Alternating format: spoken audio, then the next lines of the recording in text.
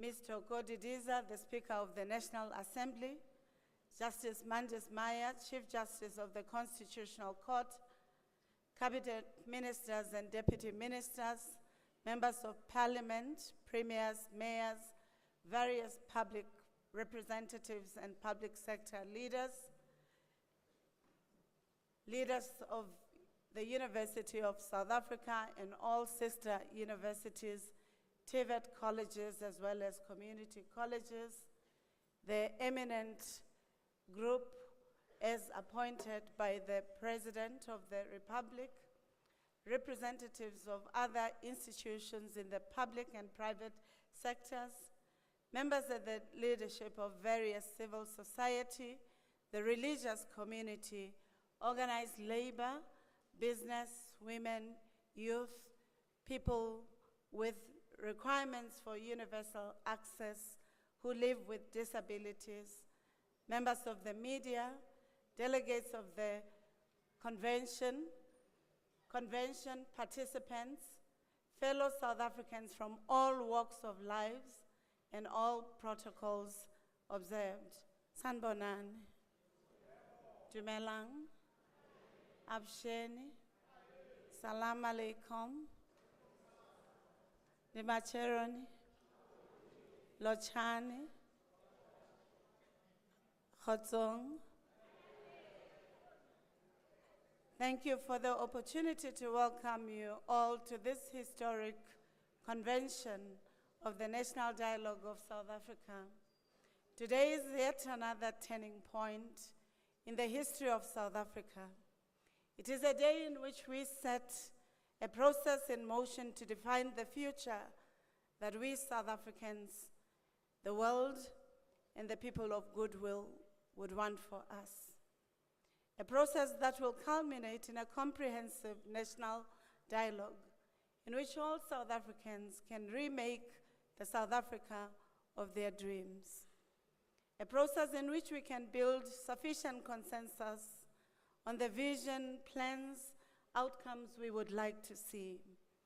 A process that can help us to reclaim our futures and the outcomes we would like to see. It will also be a process that can help us to reclaim our futures in respect to peace, human dignity, happiness for all. We know that the present and the future is born out of the past. Because of this knowledge, we know who we are, we know where we come from. We come from a past of many pasts. We come from struggle, from suffering, pain, and we come from hope. We come from oppression, violence, dehumanization, and destruction. We come from a deeply divided and unequal past, with many of its elements still defining our lives and our land. And yet at the same time, it is through the struggle that we could triumph over the evils of colonialism and apartheid. We do not only come from dispossession, poverty, and exclusion. We also come from wealth, health, and prosperity. We come from the rich histories and histories and cultures that make us one of the strongest and proudest nations in the world. We are the people of great imaginations, discoveries, and innovations in almost all facets of life, a people of full culture and respect for the natural environment. We also come from the women and the workers who have built this beautiful land over centuries. And as their descendants, we know that their blood, sweat, and pain should mean that we have a stake in the present and the future, and that we dare not fail or cower in the face of adversity and in the setbacks. No matter how insurmountable the setbacks of the day may seem, we must march on. We also come from spiritualism and believe that humanizes, affirms, and protects. It is a belief and the value system that says All life is of equal worth, and everyone deserves a place in the sun. I'd like to repeat, all life is of equal worth, and everyone deserves the place in the sun. That is who we are, a people of many pasts, a people of many shades, united in our diversity. A people in a place of many ebbs and flows, twists and turns in our continuous search for the greater freedom. Today we are confronting a reality of national hopelessness, restlessness, and stagnation, including the real declines in the many important indicators of human development. In the land of plenty and boundless talent, we should be able to arrest the dangerous national situation. We have done it before, and we have emerged out of the most complex and opaque days of apartheid to build a new South Africa. This national dialogue process, which begins today, gives us a grand opportunity to find our true north again. I hope we take this opportunity to reclaim the great South African promise, a better equality of life for all, a governance system that works for all, a social coexistence that ensures that every South African can reach their full potential as human beings, agents of change, and masters of their own destinies. As the University of South Africa, we're truly honored and excited to be chosen as the seat of the first national convention that seeks to rebuild, reconnect, and reclaim the South African promise. In a true African spirit of Ubuntu, we believe that talking begins from the I. In order to talk, listen, and understand the next person, both friend and foe, you have to see them first. They must exist, and you must exist. And in this instance, the I is not the literal I. It is the heart and the imagination of what it means to being human together.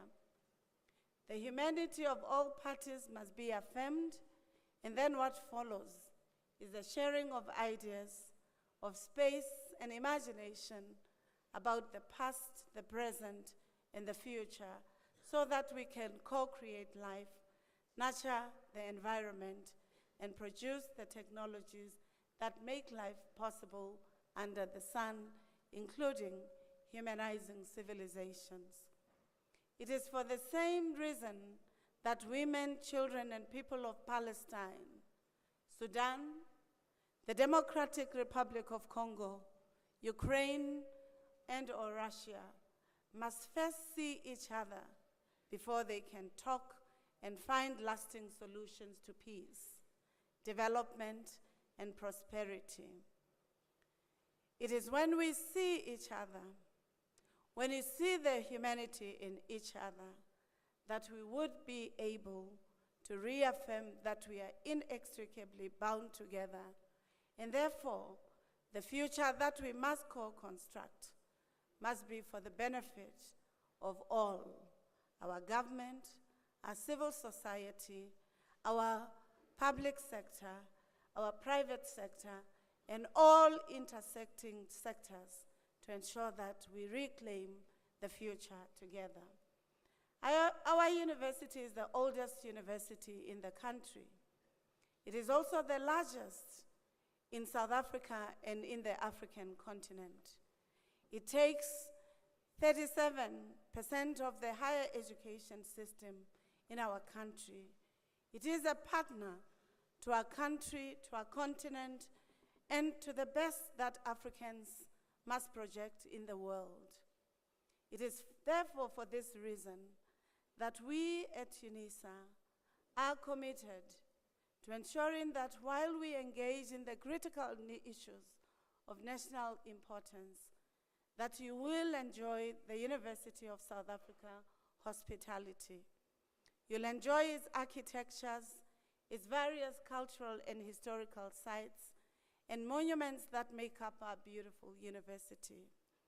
But above all, you must enjoy the commitment to being part of the emancipatory project and histories of this country, whether in the past as it would be in the future. Our relevance and value add to society is not only about teaching, learning, and research. It is also about engaged scholarship and community engagement, including facilitating and providing platforms for engagements, for learning together with one another from the varied vantage points, so that when we converge together to dream the future that we want to craft together. As universities, we are a public institution which is necessarily invited to ensure that knowledge is transformative, is revolutionary. It creates opportunities for engagements so that we find cohesion, social capital, and even amongst foes and friends, or even foes and foes, that there is an opportunity for success.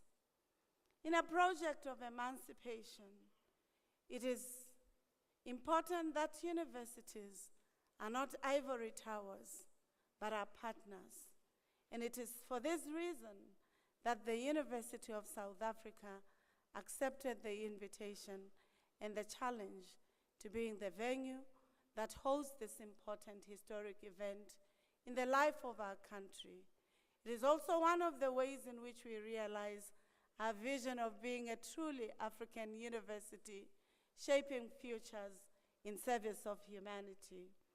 We also hope that we can use this opportunity and the processes that will follow to debate, to contest one another, but more importantly, to find the solutions to produce the outcomes that will create the South Africa that we yearn for. In our view, this is a dialogue of equals, and it should get us out of here feeling more energized and hopeful about the processes ahead and the South Africa that we yearn for. In his poem, Past, Present, Future, written as one word, the late poet laureate, Professor Khositsile, says, "There are cycles in the circle. I may even mourn my deadness or mourn your death. In this sterile moment, asking, where is the life we came to live? Time will always be past, present, future is always now. Where then is the life we came to live?" Welcome to the University of South Africa, the University of the land, the home of leaders, the home of the democratic presidents of this country, the home of President Mandela, President Beki, President Ramaphosa, who are the alumnus of this university, and we are quite appreciative, President Ramaphosa, you being the alumnus of this university, reminding us of the imperative that we should talk, we should engage, we should all bring our talents together to ensure that this country prospers, not only in the economy, but in the social compact, in the knowledge, in the technologies, as well as in the contribution that South Africa and Africa make in the world. Let me conclude with the words of our alumnus, the first democratic president, Ubaba Madiba, President Nelson Mandela, as he says, "May the sun never set on this glorious process. Let the South African promise flourish." Thank you. You're welcome to UNISA.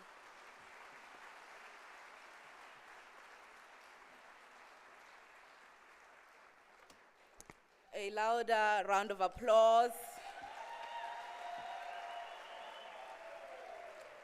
The University on the Mountain, I imagine, is one that can claim all of us as its products at one point or the other.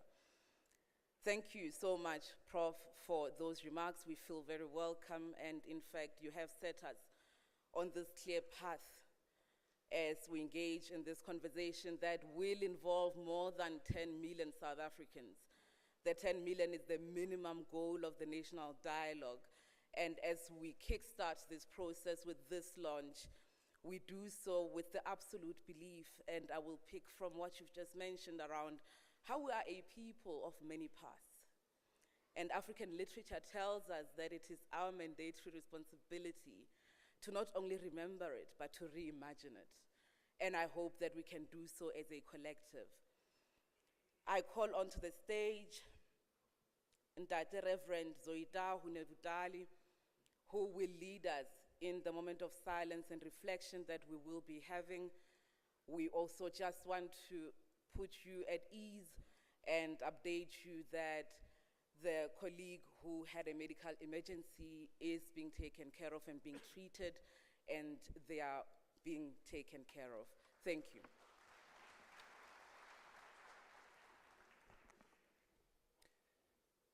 Program directors, His Excellency, Mr. Cyril Ramaphosa Chirwapsikucha Ramabulana, the head of state, and today as we gather, the convener of this August epoch-making First National Convention, Deputy President of the Republic, members of the Eminent Persons Group, fellow citizens, all protocol observed. We have one beautiful country, dynamic, diverse religions, many faiths. Every faith and religion that does not cause harm is accommodated in our beautiful country. This is our kairos as a country, a moment we dare not miss, a moment of listening, reflections, and honest conversations. My task is to invite all of us for a moment of silent prayers and reflections, uniting in our prayers, shaping our country. Christian, Baha'i, Hindu, African traditional religions, Rastafarians, just to name a few. Let us join forces and lift our hearts in a moment of silent prayer.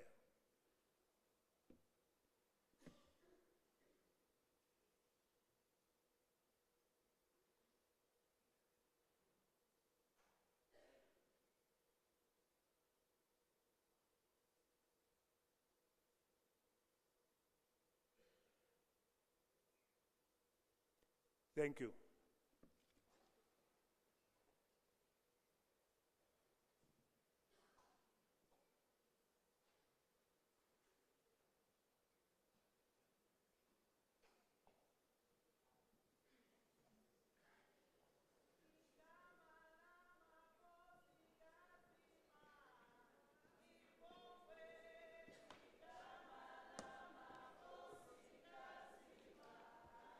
Thank you. Siyabonga, siyabonga, siyabonga.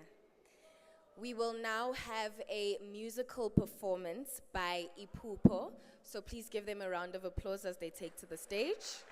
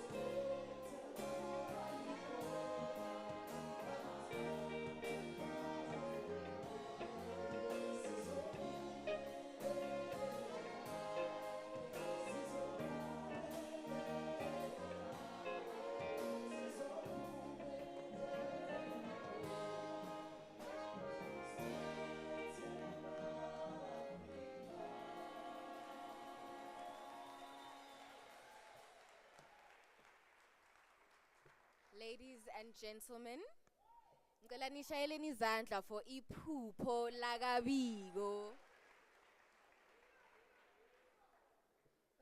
Ngaze ngaba mude.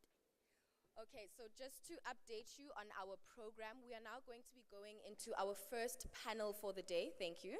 We will now be going into our first panel for the day, a short panel, followed by the speech by the head of state, President Cyril Ramaphosa.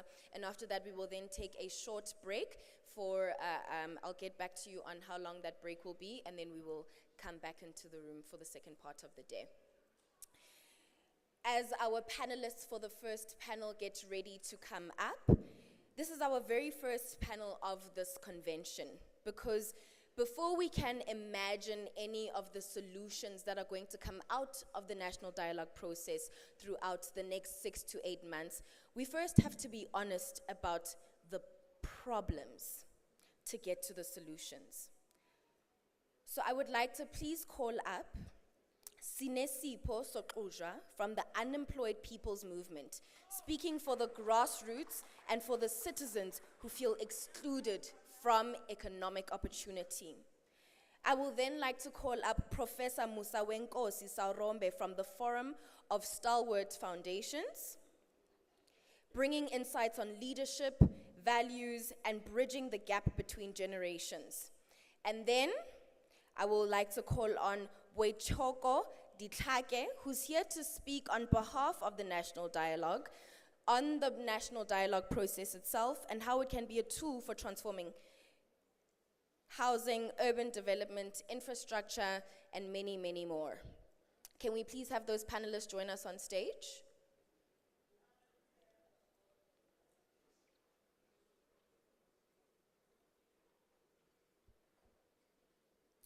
In this conversation, we are going to explore what is at stake, why now is the moment, and how a citizen-led process can move us from identifying the problems and building solutions all together. Do we have our other two panelists here with us? Boichoko, as well as Prof. Musawenkosi. Thank you.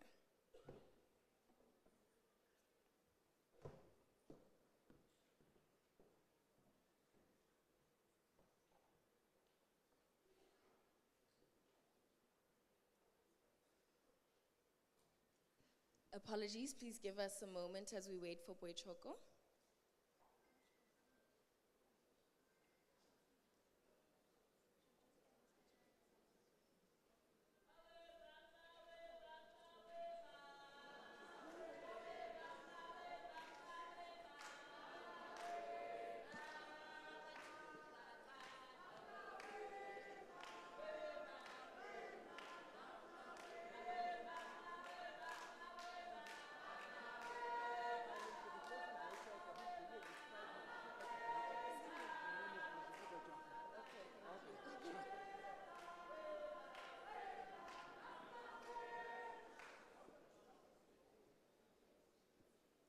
I'd like all of the panelists to please do a quick, short introduction of yourself and the organization with which you represent and why you're here today.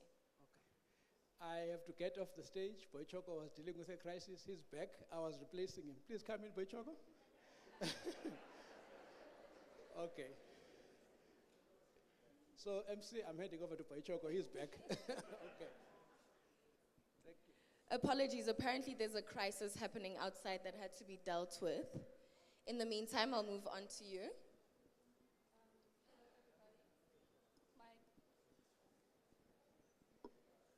Hello, everybody. My name is Sinesipho Soqudlwa. I am from the Unemployed People's Movement in Makhanda. We are here today as the voice of the unemployed, especially young, black, working class women in townships and rural areas. Thank you.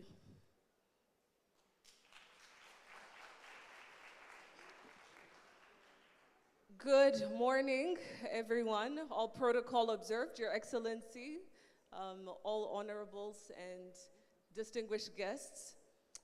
I am Musa Wenkosi. I'm an associate professor at the University of Johannesburg, and I represent the Stalwarts Foundation Forum. Thank you.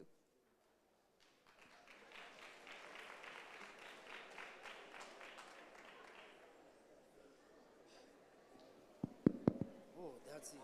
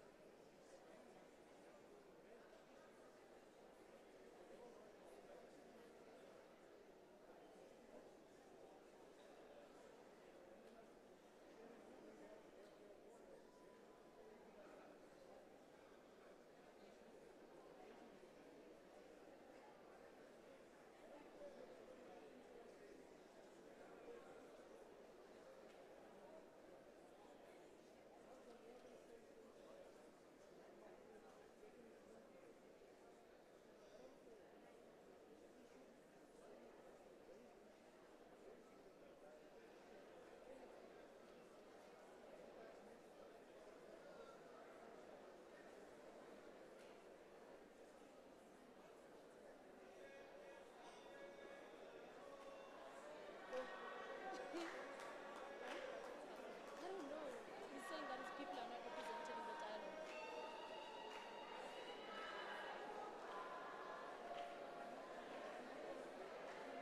I'm so thrown off. I thought we were just gonna like deliver our speeches and that's it. Oh my god.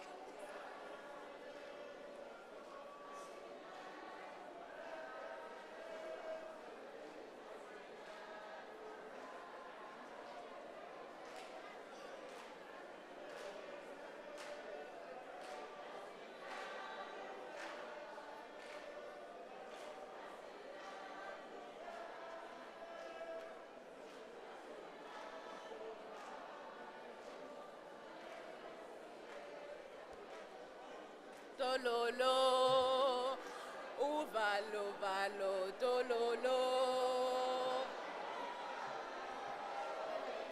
Okay.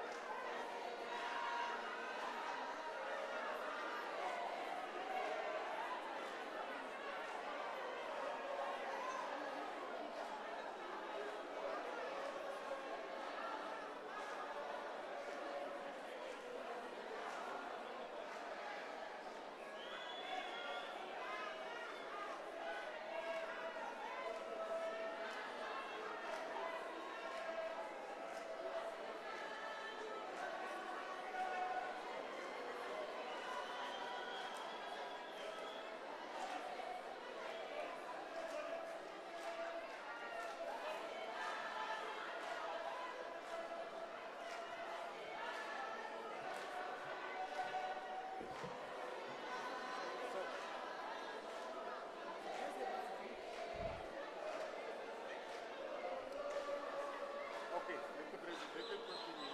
And then they'll come into the person, if they would like to come in, they can go into the overflow. We are not excluding anybody.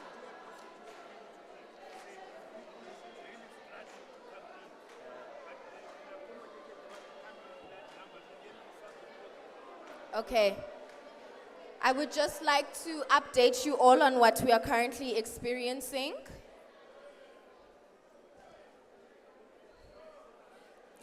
I think the first point that we need to make clear to everybody, today is a national convention. Today is the opening and the launch of the national dialogue. Today is not the national dialogue. Convention, Nyayazi World Cup. The World Cup has football games happening across the country. The opening match happens in one place. We are at the opening match.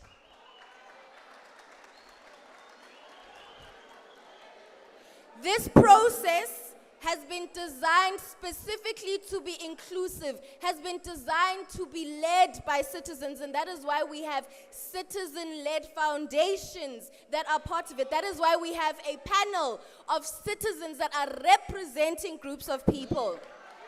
We do not intend on excluding any groups of people.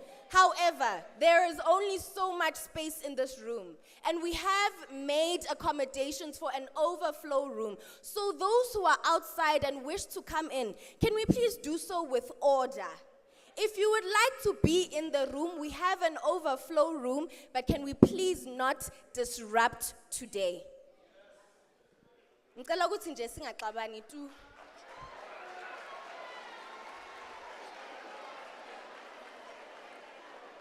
All right. Can we continue with the day? Our president has been waiting to convene. All right.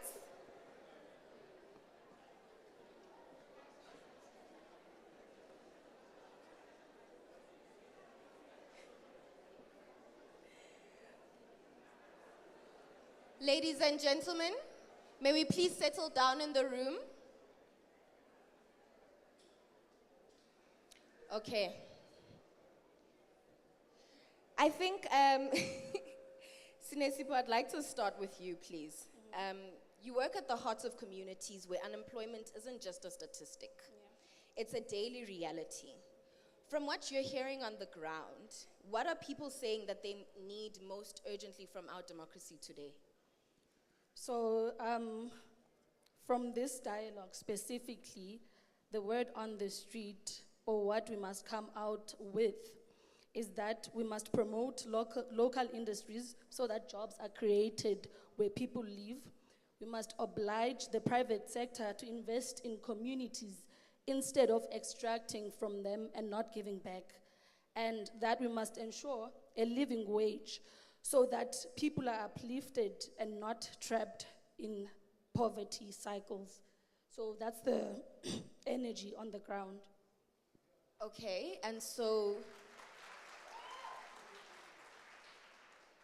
in terms of speaking about solutions to this, is there anything that you guys have discussed so far? Not really, no. Okay, all right. I'll just move on to Sir, Mr. Boichoko. We've had a bit of a morning. Let's first, I think you were meant to go at the end of the panel, but I think to clarify the process of the national dialogue and what today is about as the national convention, can you please give us a bit of insight into that? Okay, thanks very much and good morning. At the very heart of where and why we are here is for our ability as South Africans, firstly to acknowledge that we have challenges as a country. It is the first opportunity since the dawn of our democracy. We need to find a way in which we can be able to talk to each other, because the solutions are many, varied, and some deep. And it is only through us talking as South Africans that we will be in a position to find the common and the shared tomorrow. This convention is precisely designed to kick-start a process for all of us as South Africans to find a way in which we can find lasting solutions. It is intended as a kickstart. We didn't come here to debate the substantive issues. We are here to set the framework and the pathway in which we are going to engage with each other. We are here representing our communities, our constituencies, both sectorally and provincially, so that we all understand how we are going to engage communities. If we agree that at the very most, we'll have to engage more than 10 million South Africans to find a way in which how they think and understand their challenges and what possible solutions could be. That is the purpose of this. And those discussions, let us reserve them for the communities from the ward level, right up to the national level. And because as a purpose and strategic intent of this process is to explore these issues. And we will come back after several months of engagement and dialogue with ourselves as communities. And then we'll come back and report back to this August forum what we have found and what we believe are the recommendations from South Africans across the length and breadth of the Republic of what needs to happen. That is the essence and the context of this convention. Let us set the rules of the game, but it must be citizen-led. The citizens has to arise and ensure that they own up to this opportunity. So that at the end of the day, they know that it is their own recommendations and resolutions to find long-lasting.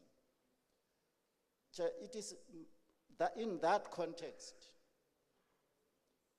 because as we'll outline earlier, the draft modalities that collectively we must shape, because we are here representing constituencies where we come from. We will understand the best modalities which can be employed to assist communities across South Africa to engage and contribute.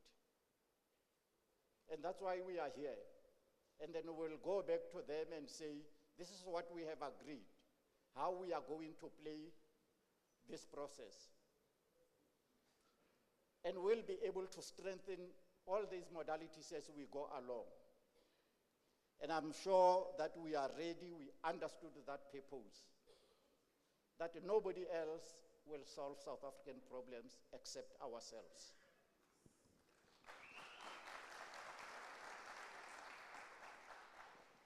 Prof. Musa Wenkosi, I want to give you a slightly layered question. Speaking about representation and how can we ensure that something like this is done and that each community is represented and is touched. We've just had to deal with an issue of with an indigenous community feeling like they're not represented. How do we, through a process like this, tackle those issues? Thank you for the question, moderator. It's very imperative that those who are marginalized in society are represented. And if you look at the discourse even over the years, it has been about fighting for those who do not have that voice. And if you look at giants such as Mama Tleke, that is what she stood for, you know. And even as, you know, she returned from her escapades abroad after having acquired her BSc degree in the United States, her purpose was to ensure that there is representation. I'm sure we can all recall, you know, in the echelons of history, how she insisted on women representation within a meeting that was held, you know, by the South African Native Convention. And so that is what we see also repeating in today's society, that those who are marginalized will continue to fight to have a voice. And I believe this is why we are all here, to give those who are not afforded the opportunity to even be in this room and to speak for them, because we are not representing ourselves, but those also who don't have the voice and the platform. Prof, I want to just go a little bit deeper with you. We've often, I think with this process of the national dialogue, it's been received with a lot of skepticism. And oftentimes when something new, when change is being introduced, it will not always be openly accepted, right? But what we're seeing is this process being compared to the Freedom Charter being drafted, to the South African Constitution being drafted. What does a process like this, and it sort of seems like we're at the helm of history, whatever comes out of this process will be something that is going to be taught in history books, will be something that is going to be applied and will hopefully be the bedrock of a new South African society. How do we ensure that something like that continues to happen, and sort of looking at the other processes that we have gone through, what can we learn and make sure that we apply this time? I believe that's why the whole process of consultation is very important. Now, as an academic in the field of industrial psychology and people management, I have had the privilege of interacting with material and also doing research in aspects of reconciling, for example, the perceptions of people in managerial positions and organizations and the employees on the ground. And I believe it's very much like, what often happens in the context where those who are in national leadership positions versus those who are on the ground, there are irreconcilable perceptions. And this is why this national dialogue is so critical in bridging that gap. There's an ancient Chinese proverb which says, as a leader, you need to, and I paraphrase, as a leader, you need to check if people are following, because if no one is following, you're just taking a walk. And I think it's very important that leaders start to ask themselves, are we taking a walk? Are people still following us? Are we still having the same objectives, the same goals, the same mandate? And this is why this initiative is very critical. Sinesipho, I want to come back to you. When people are excluded from the economy, they are often excluded from decision making. How do you and your organization see this particular process creating spaces for real human beings, for unemployed and marginalized voices to shape the solutions that affect them? So, as the people on the ground, we believe that, or we want this national dialogue to not be just another polite conversation that avoids the truth. We want this dialogue to tackle the issues that we deal with on a daily. We want it to go to the root of the unemployment issue. And we have talked and talked and talked, and we have come to the conclusion that the process should reject, or this whole dialogue should reject the failed neoliberalism and build an economy that's going to serve the people first and defend public goods. And defend public goods such as water, electricity, transport, and housing as rights and not as commodities. And we want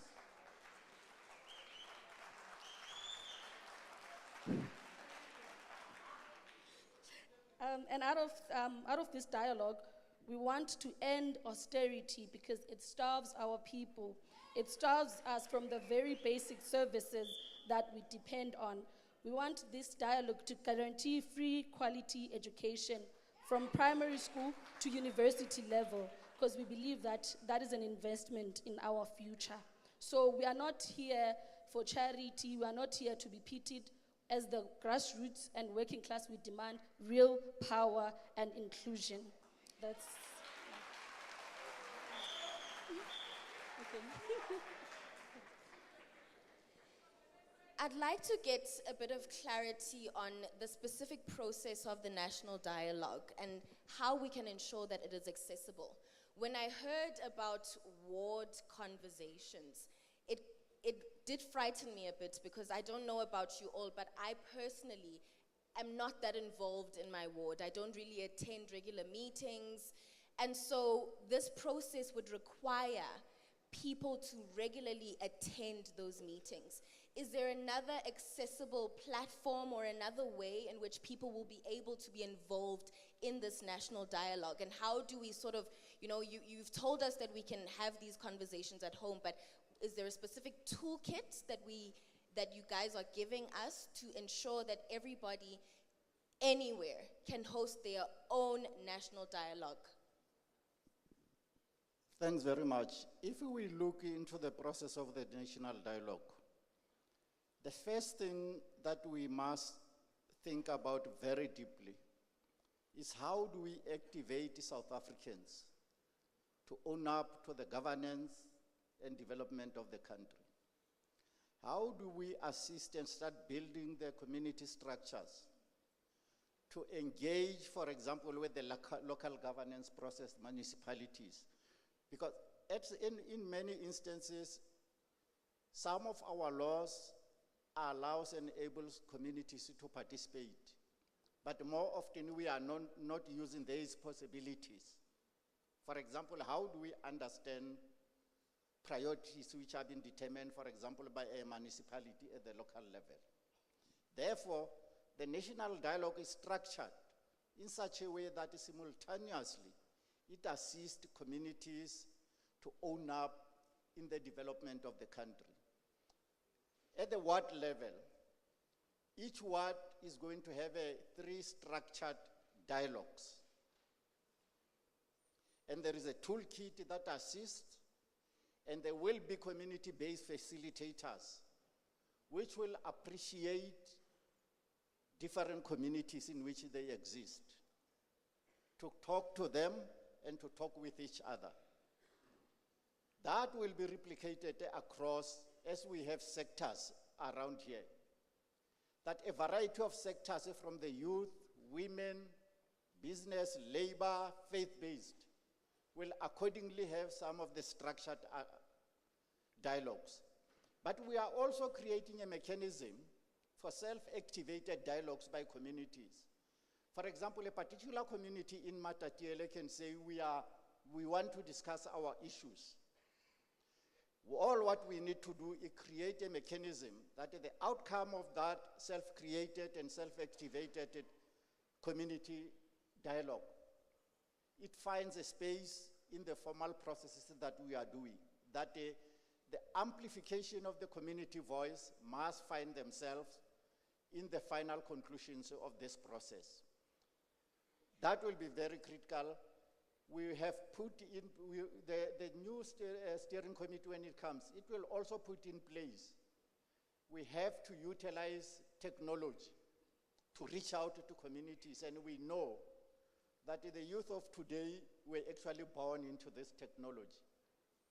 They will have to assist their elders, their communities, to ensure that they effectively participate. That toolkit is already online for everybody to go through it, amplify and strengthen it, and see how it can be modified in different situations at the community level. But we are certain that we will empower communities to take charge and own up to the process. And they must feel that they are making a difference and they have contributed to the new vision of South Africa.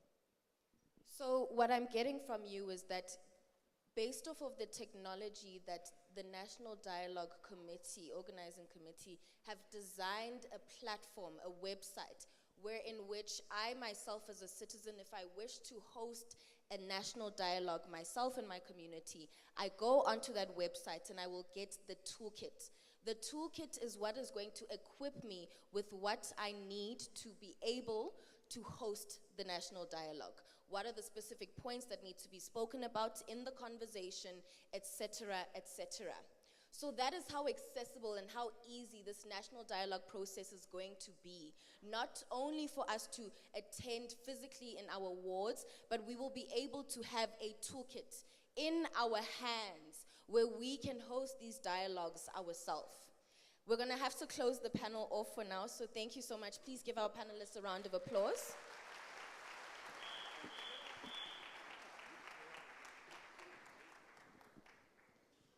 I'd like to call up Iphupho Lagabigo as we set up the stage. Okay. Thank you so much, Lerai, and apologies to the band. Unfortunately, because we started late, we are running out of time. we have to go straight into the next item. Comrades, colleagues, friends, everyone else who identifies otherwise, we are now going to hear more from the Eminent Persons Group.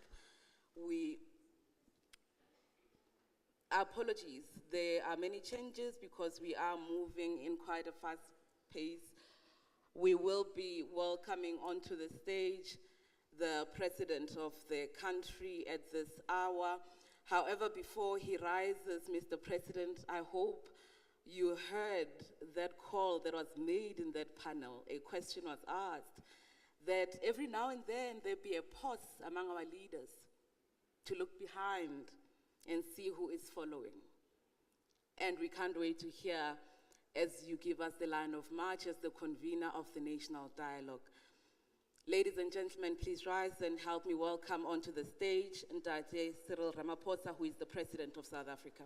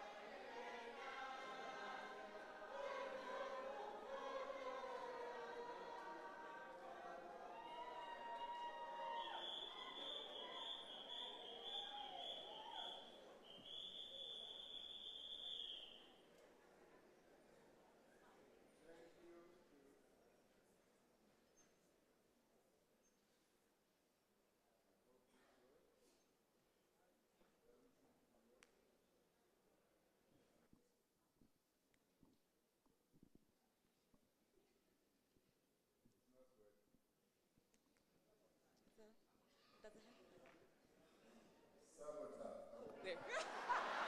Not today.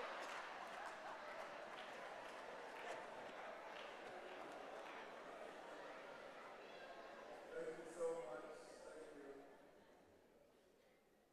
Program directors, our two lovely ladies who are leading us today. The Vice Chancellor of the University of South Africa, my alma mater, where I was educated. Thank you, thank you.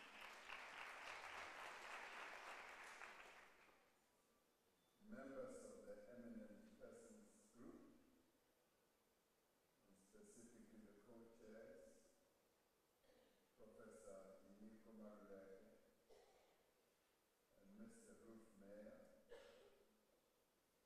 and all the other EPG members, whose names I will want to outline towards the end of my input.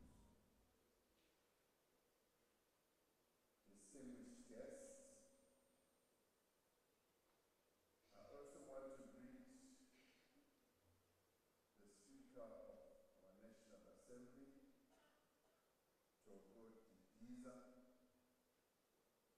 I heard word that the Chief Justice, Manisa Maya, might be here, and I greet her if she is here. I greet ministers and deputy ministers. I'd like to greet members of parliament, representatives and leaders of civil society, traditional leaders who are here amongst us, faith-based organizations, leaders, and I welcome back to those who are here within us, who are eminent leaders of various faith-based organizations. Business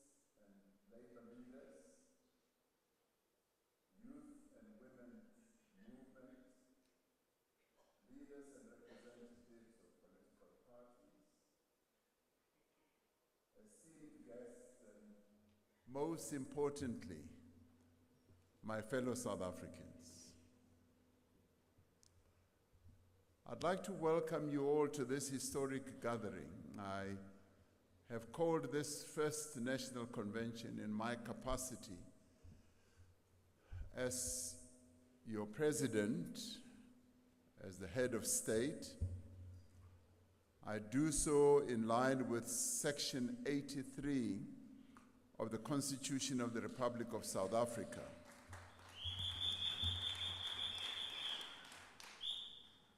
This gives me a locus standi. For all of us who are here, we are all equal.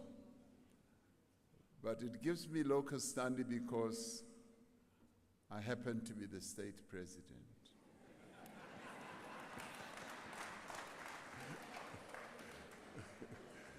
So Section 83 of our Constitution requires that the president, as the head of state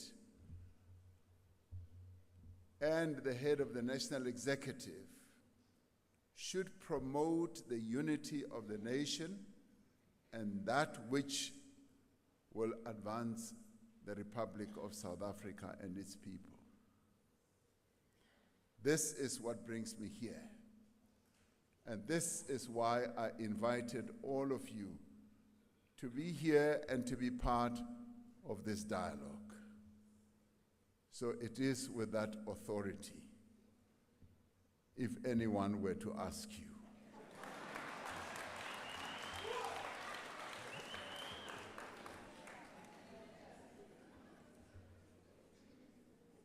I should thank everyone who is here today for accepting this invitation.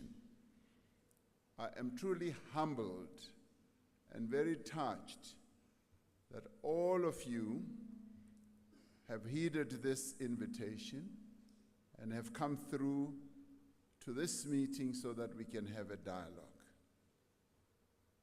You have traveled from many parts of our country, in fact, from all parts of our country, to be here. This is a true honor to me as your president. It is a true honor to all of us, to each one of us. We should feel honored. Today marks the first sitting of the National Convention of the National Dialogue, a space where we confront our realities openly, respectfully and constructively. This is not a partisan platform. This is a national platform. Here, no voice is too small. No perspective is too inconvenient to be heard. We are gathered to listen to each other, to understand one another, and to chart a common path forward for our country. We are meeting at a time of profound challenges that confront our country and our people. Economic hardships that our people are living under, unemployment that continues to rise, inequality that besets our people, growing poverty, and a crisis of confidence in our institutions. We also meet at a time when the world is rapidly changing and our own ability to adapt and renew ourselves will define the next generation. But history teaches us that nations are not defined solely by their difficulties. Nations are defined by how they respond to the challenges that confront them.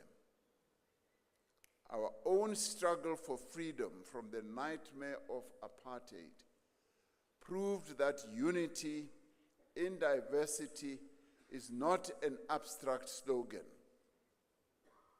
History teaches us that Unity is a powerful force for change, for transformation.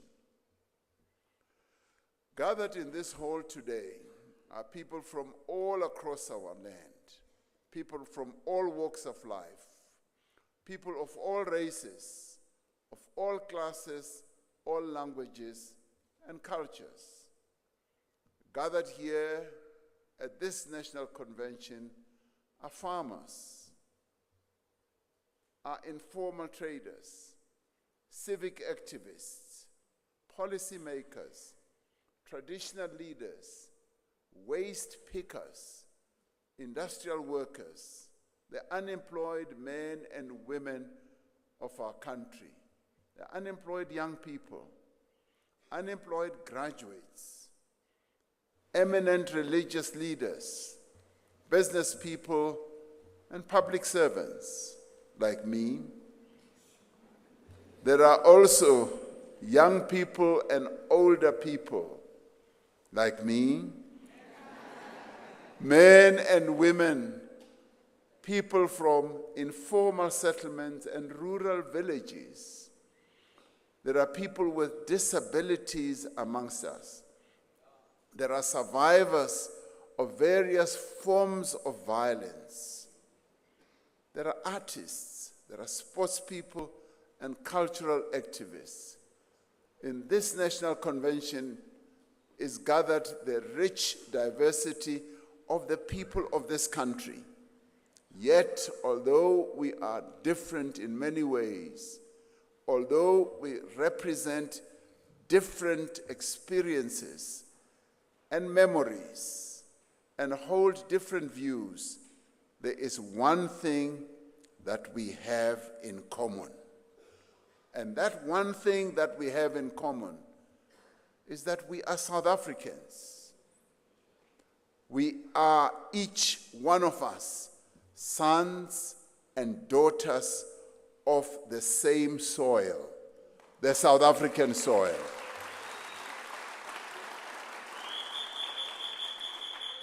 Whether people like it or not, we are sons and daughters of the soil, of Mzansi. This is where we come from. So we share a common past, but we also share a common destiny. We share the same inheritance of division, of inequality, of pain, and of injustice. We share the same pride at ending the crime of apartheid and establishing a constitutional democracy. We also share a common future. That future binds us together.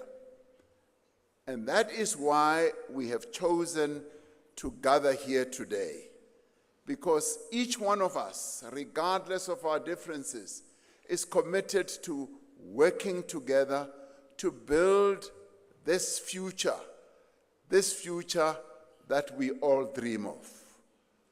We have chosen to be here, voluntarily chosen that we will gather here as South Africans. We've chosen to be here because we believe in the power of dialogue and united action.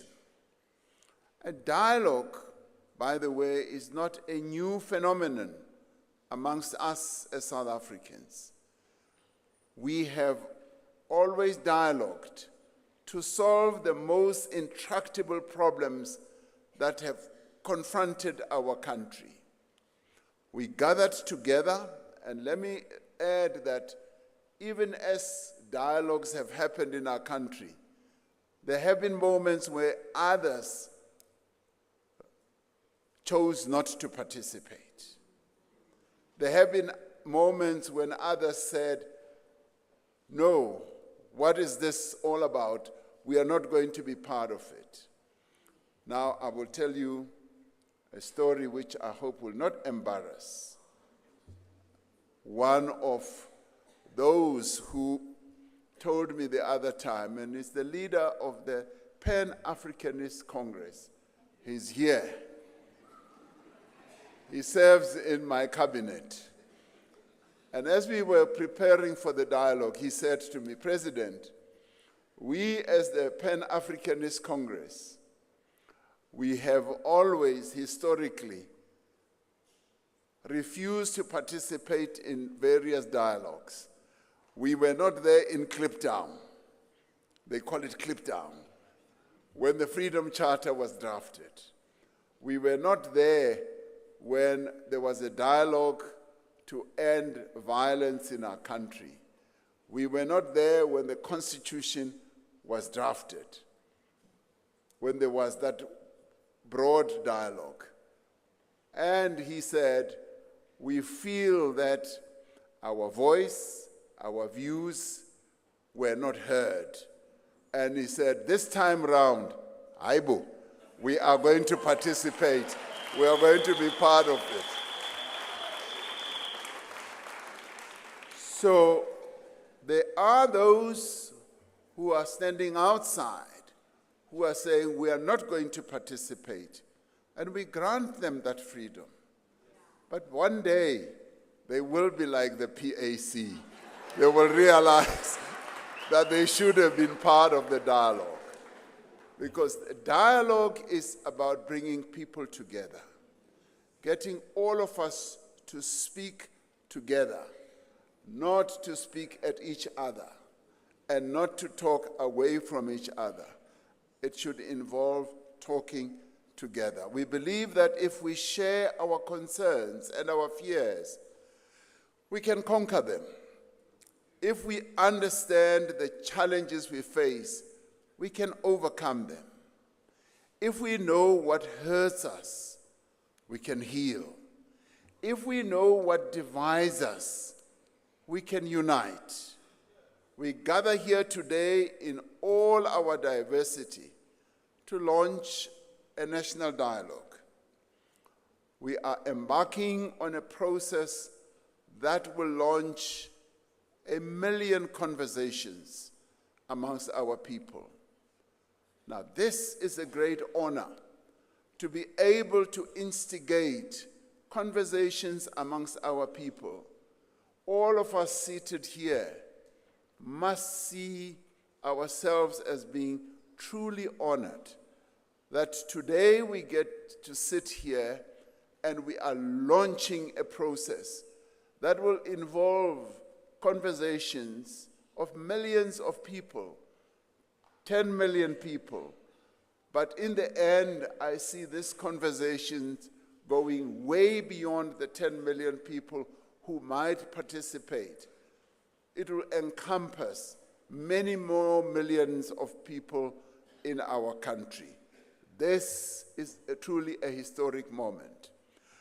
Across the length and the breadth of South Africa, people will and must meet to talk of what worries them, what gives them hope, and how they think their lives and our country can be better. We all agree that our country is not where it ought to be. We all agree that there are many things that are broken in our country. Getting together, talking to each other, we should be able to find solutions on how we can put many of the things that are broken in our country together. This initiative is about what all South Africans must do together to make our lives and our country better. It is also about getting leaders to be able to realize what worries South Africans and how leaders themselves can be engaged in understanding the lives of South Africans and be accountable. And to look, yes, as my sisters were saying here, to look behind and see whether there are still people who are following them. Through this process, we want our people to meet in homes and community halls. We want them to meet in churches, in synagogues, in mosques and temples. Our people must meet in schools and lecture halls, in boardrooms and on the shop floor. on the pathways of our villages and the streets of our townships and our cities. We will meet online. We will be tech savvy, as many South Africans are already tech savvy, I found out during COVID. Our South Africans know technology. They are way ahead. They know technology. When we started distributing the 350, I tell you, it was through technology that they were able to immediately snap it. Even though they say, "Hi, Uramatposa, Otanda, O Mahlalela." They did it through technology. So we will meet online. We will call into radio stations. We will debate on television. Yes, there will be many television shows. We will share our views and make our suggestions without hesitation. And we will be direct and honest. And we will need to have difficult conversations about many issues, including why do South African women have to live in fear of the men of our country?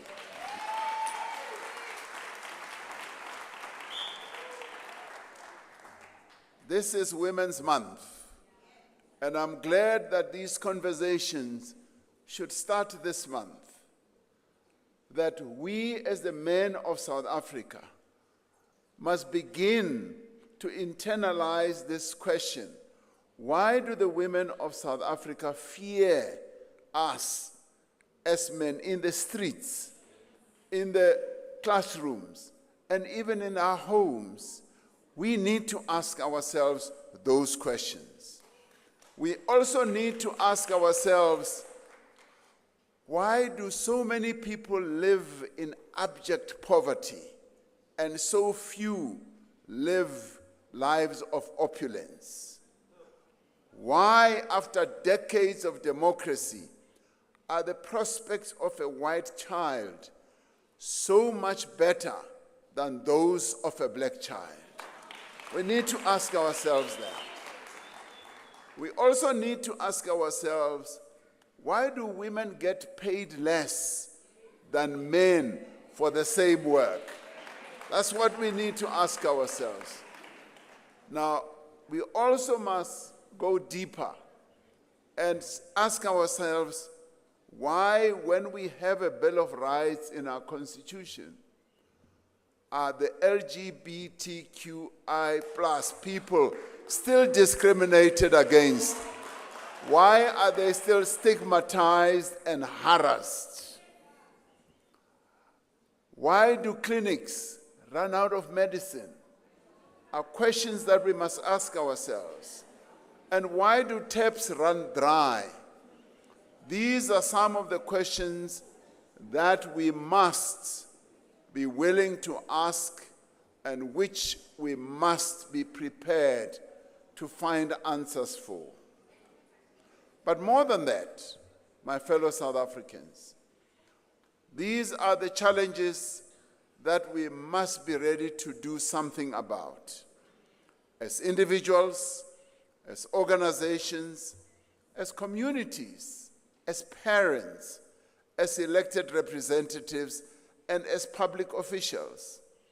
The National Dialogue is a call to debate and to discuss, but it is also much more than that.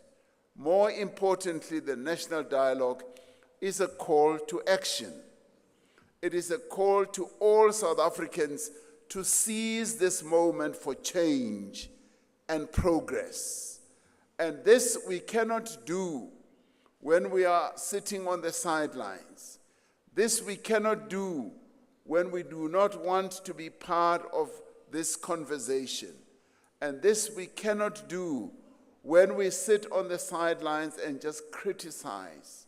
We need to be inside the tent rather than being outside of the tent. And we also need to have one tent. We do not need another tent where other conversations will take place. This is the real tent where conversation must take place. Now, it is a call to build a society in which there is a place for everyone, where the country's wealth is shared by all. A South Africa that truly belongs to all the people who live in it. We have come together in this national convention not to have the dialogue, but to start the dialogue. Gathered here, all of us together, we are well over 1,200 or 300 across many organizations and sectors. Our task is to prepare for the thousands of public dialogues that will happen in communities across the country over the next 6 to 8 months. We are here to consider some of the themes that may arise in those discussions, understanding that it is ultimately the people of this country that will determine the issues that should be discussed. And this is what we call citizen-centered dialogues and discussions.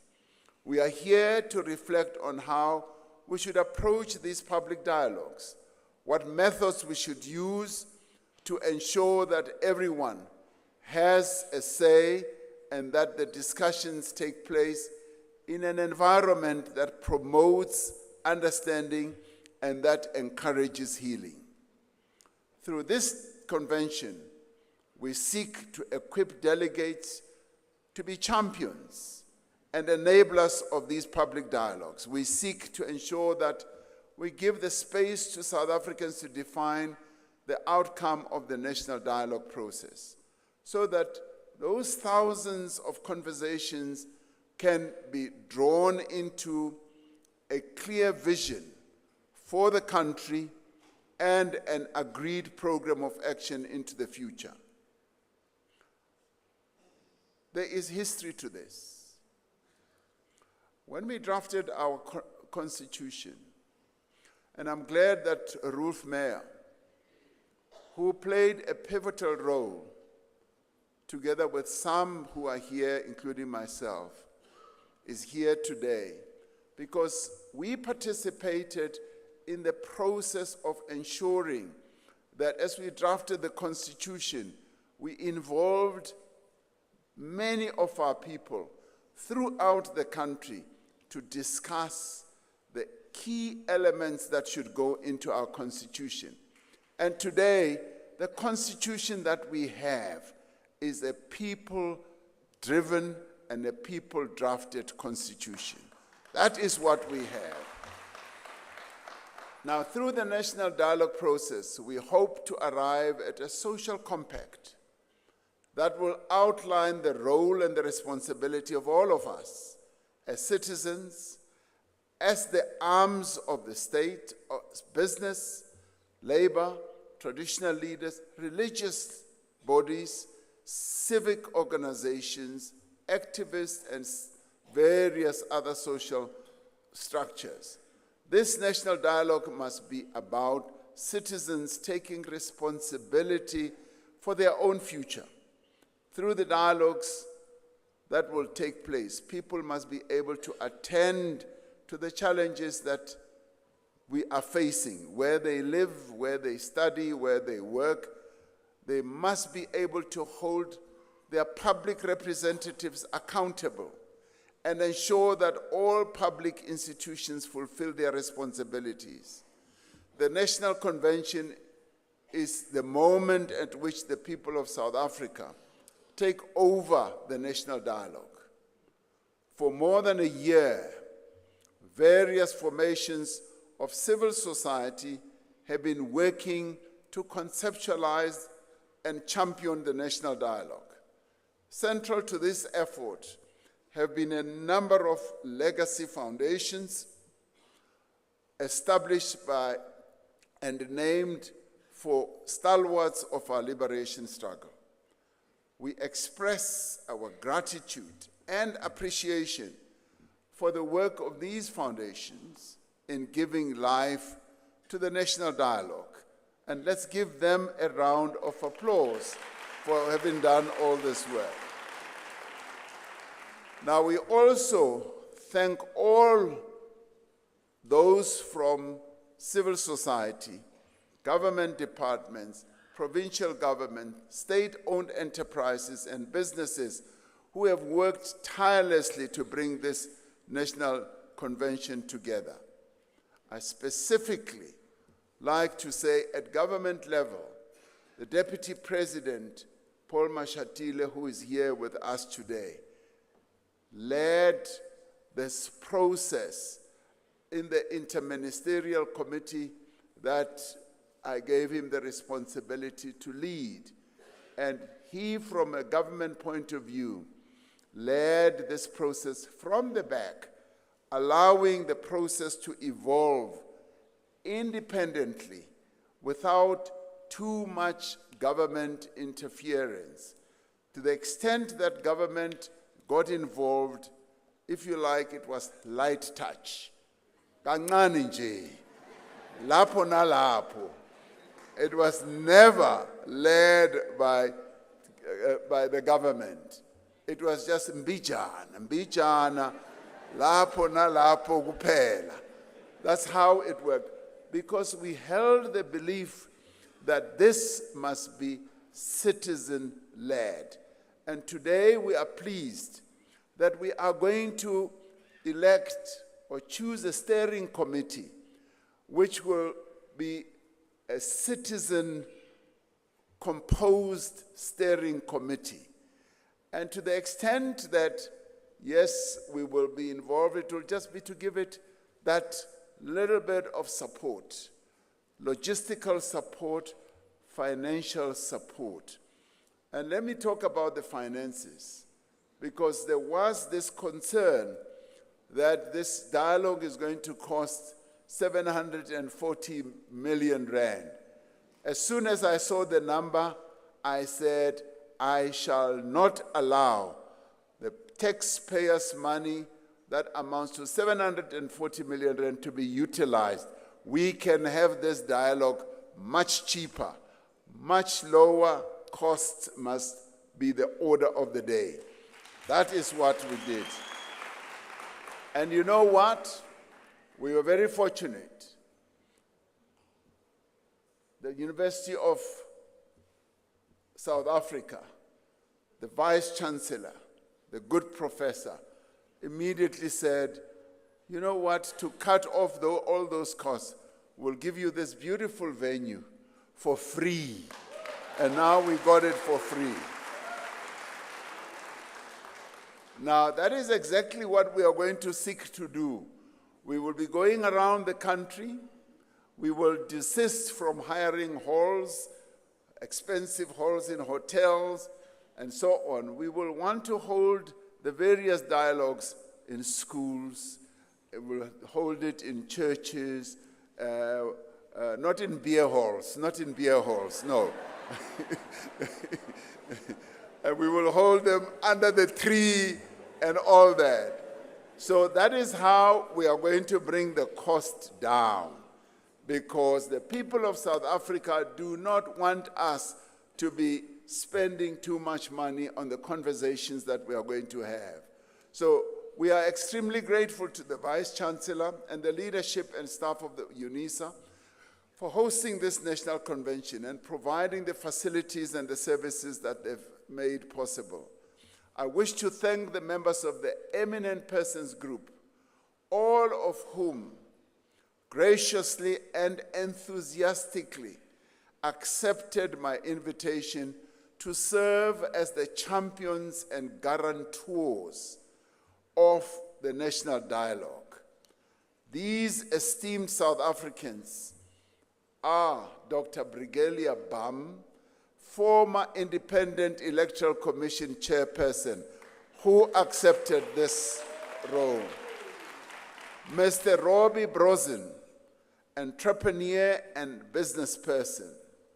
Judge Edwin Cameroon, I think we'll applaud them all together when I finish. Otherwise, you're going to be very tired. Judge Edwin Cameroon, former Constitutional Court judge. Mr. Manny Dipicho, former Northern Cape Premier. Dr. Desiree Ellis, Banyana coach and football legend. I knew you wanted to applaud her. Ms. Ella Gandhi, peace activist and stalwart. Ms. Nomboniso Gasa, researcher and rural activist. Mr. Bobby Gotzel, a business leader, particularly in the mining industry. Dr. John Kani, award-winning actor. I knew you would applaud that. But he's not going to act on stage today. Mr. Siya Kolisi, Springbok captain and world champion. Miss Mia Leroux, Miss South Africa 2024. His Grace, Bishop Barnabas Lekhanyane, leader of the Zion Christian Church. And His Grace, Bishop Enganas Lekhanyane, leader of the St. Enganas Zion Christian Church. The Most Reverend Thabo Makgoba. How can the Most Reverend, I missed something, because Leana ke bishop, ke archbishop. The Most Reverend Archbishop Thabo Makgoba, yes, Anglican Archbishop of Cape Town. Professor Tinyiko Maluleke, who is the chairperson of the National Planning Commission. Dr. Barbara Masekela, Os Barbara, poet, educator, and stalwart. Ms. Lindiwe Mazibuko, former member of parliament.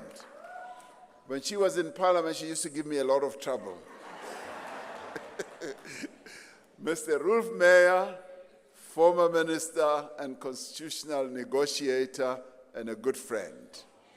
Ms. Grinwan Mhlope, storyteller, writer and actor. Ms. Nompendulo Mkaachwa, former member of parliament and fees must fall activist. Ms. Khutatso Monjane, Grand Slam tennis champion. Professor Harry Rangwedzi Nengwekhulu, former activist and educationist. Mr. Begin Chalinchali, unionist and former COSATU General Secretary. Hosi Filia Nwamitwa, traditional leader, Hosi Amin. Hosi Thabo Siatlulo, chairperson of the National House of Traditional and Khoisan Leaders. Dr. Gloria Sirobe, business leader. Bishop Sithembile Sipuka, president of the South African Council of Churches. Dr. Imtiaz Suleiman, founder of the Gift of the Givers. Professor Derek Schwartz, academic. Ms. Lurato Trok, author and early literacy expert. Mr. Sibusiso Vilani, mountaineer and adventurer, those who go on to the mountains. Mr. Siabulela Kuza, award-winning scientist and entrepreneur, the only South African who has a planet named after him. Now, I took the trouble to read all their names because they are the eminent persons group that I appointed on advice from a number of people, including from the PTT. These are the men and women who are going to be the champions, the guarantors, the wise minds that are going to steer this whole process forward, working together with our steering committee, working together with, yes, a management team that will be put in place, working together with the administrators and the secretariat who are NEDLAC. Now, since their appointment, the EPG, they have provided valuable guidance and support to me and to all those involved in this work. Lastly, I wish to thank all the delegates to this convention and everyone who is following these proceedings around the country. I do thank the EPG because when there was doubt on whether we should proceed with this convention today, they met and gave me counsel and gave everyone counsel who was involved and said to me, President, much as people might think that we are not entirely ready, the invitations have already gone out. Many people have already been invited. If we are to postpone this important national event, it will dampen the occasion, people will be more doubtful, trust will be lost, and they said we best continue with this dialogue.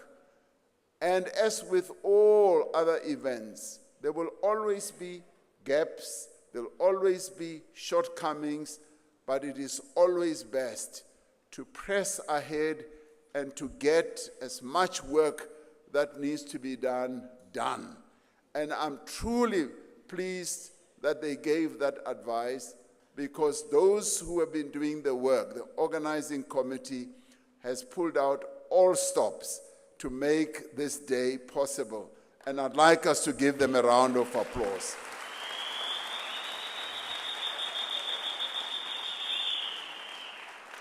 Now, all of you who are here, you have taken upon your shoulders a historic task. You have taken upon your shoulders the responsibility to launch a conversation among South Africans that will reach every corner of our country, that will determine the future of our nation. Let this national convention be a call to every South African to participate, to be heard, and to be counted. This convention should not be remembered for the fine speeches alone, but the process it begins towards a new roadmap, a framework for political stability, economic renewal, social cohesion, national unity, and how we can continue to build a capable and ethical state. We must aim to emerge from this process with a shared national vision, one that is bold enough to inspire, yet practical enough to be implemented. So let us speak with courage, without any fear. Let us listen with humility, and let us negotiate amongst ourselves with goodwill. Let us be reminded that our disagreements on any issue are small compared to the magnitude of what we can achieve working together. In the words of the Freedom Charter, which says, the people shall govern, that governance should start here, with a dialogue that belongs to the nation. I declare the first National Convention of the National Dialogue of South Africa officially open.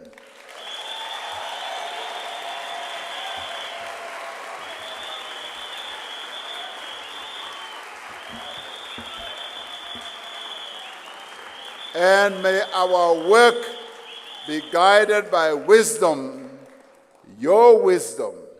May our work be grounded in truth and be blessed with the spirit of Ubuntu. The spirit of Ubuntu that must guide us for ourselves and for generations to come. Thank you very much for being here.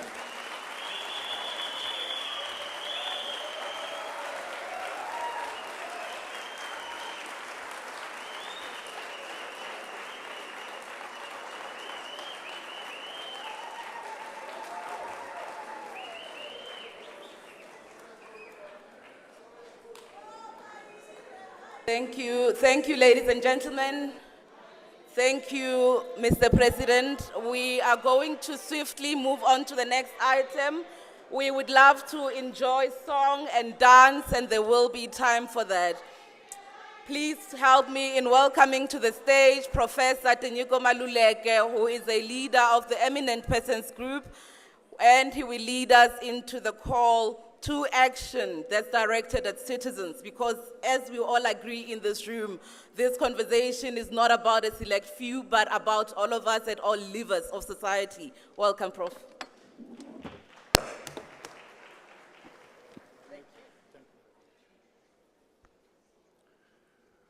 I don't know if it is protocol to speak after the president has spoken. It's a career-limiting move that I'm making now. Mr. President, I will not go through the protocol because you have done so very elegantly. It is, for me and the Eminent Persons Group, a great honor to be part of this great and mammoth journey that you have just laid out for us as a country. Perhaps I have to extend our thanks to my esteemed colleague, Professor Puleng Linkabula, Vice Chancellor and Principal of UNISA, the only university in the country that takes the name of the country, deservedly. Thank you for enabling Professor Linkabula the commencement of one of the most important processes in democratic South Africa.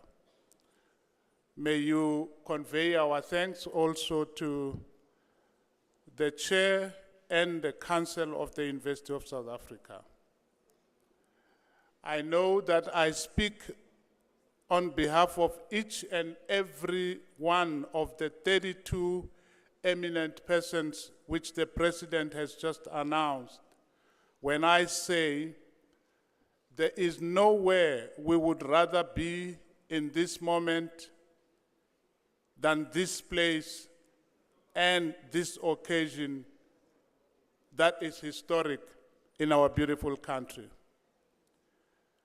We are pleased to note that we gather here today not as factions, but as a nation, not as strangers, but as fellow South Africans, united in our purpose to build the South Africa we promised ourselves in the Constitution, in the National Development Plan, and in the inaugural speech of our founding President Nelson Mandela, which he delivered on the 10th of May, 1994.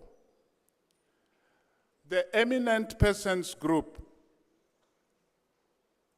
was appointed by the President as he announced.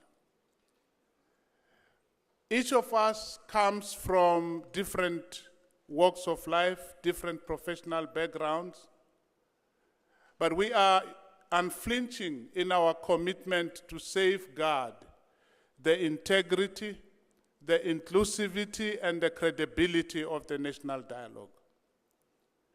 We serve in this role voluntarily, giving of our time and our expertise because we believe South Africa, our motherland, is worth it.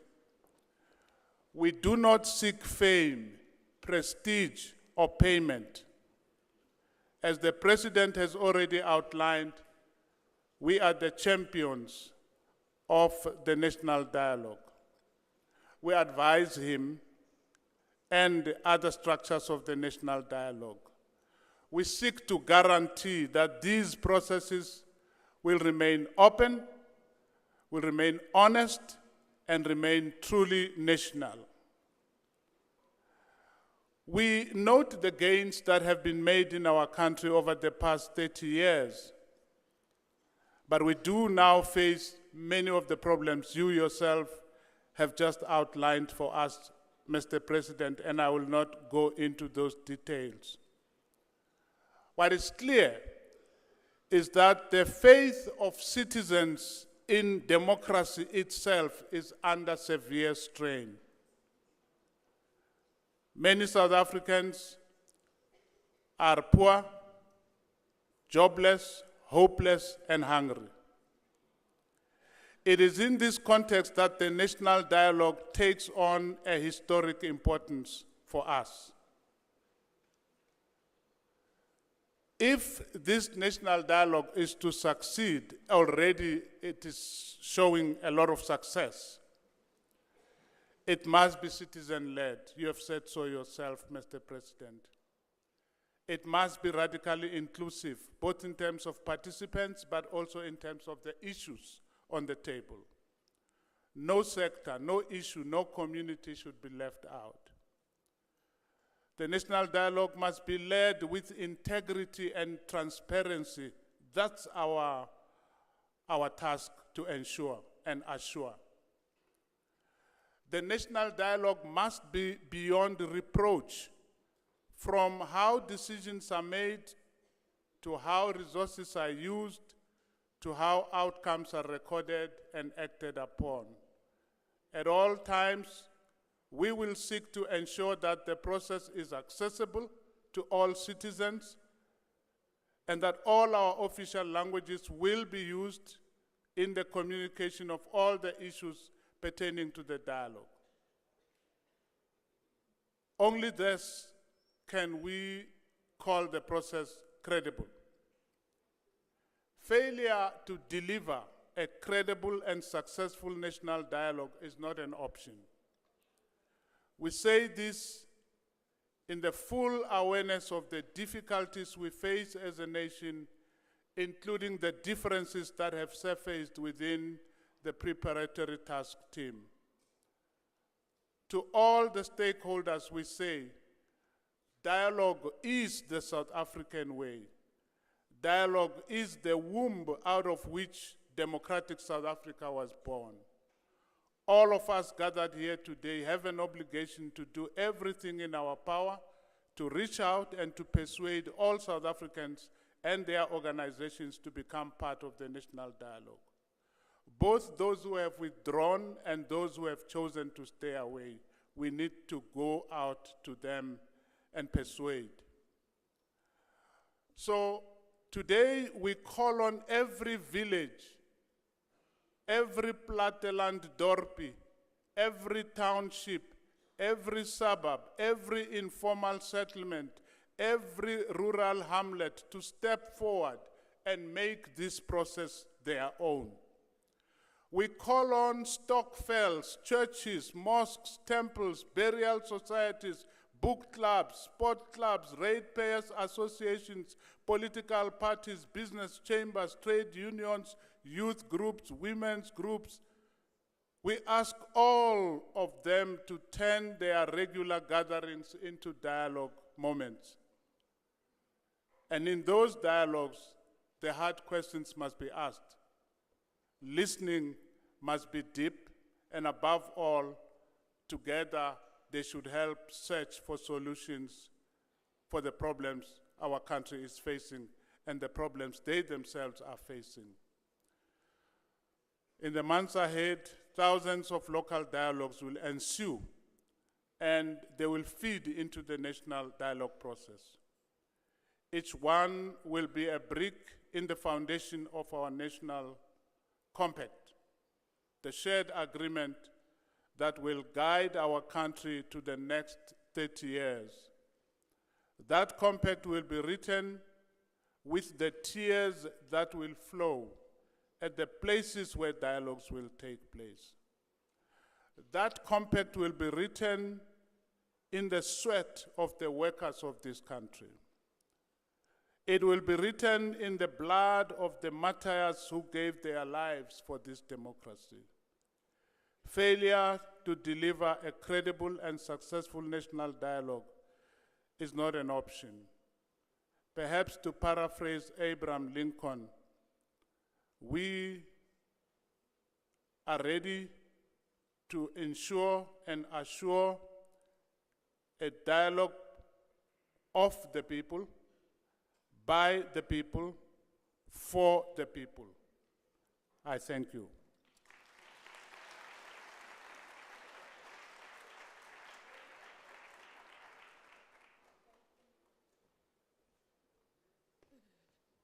Thank you very much, Prof, for that hearty call to action. As a villager of the Maragala people of Rasikukune, it gives me great joy to know that once again, Khoro will become a gathering for dialogue.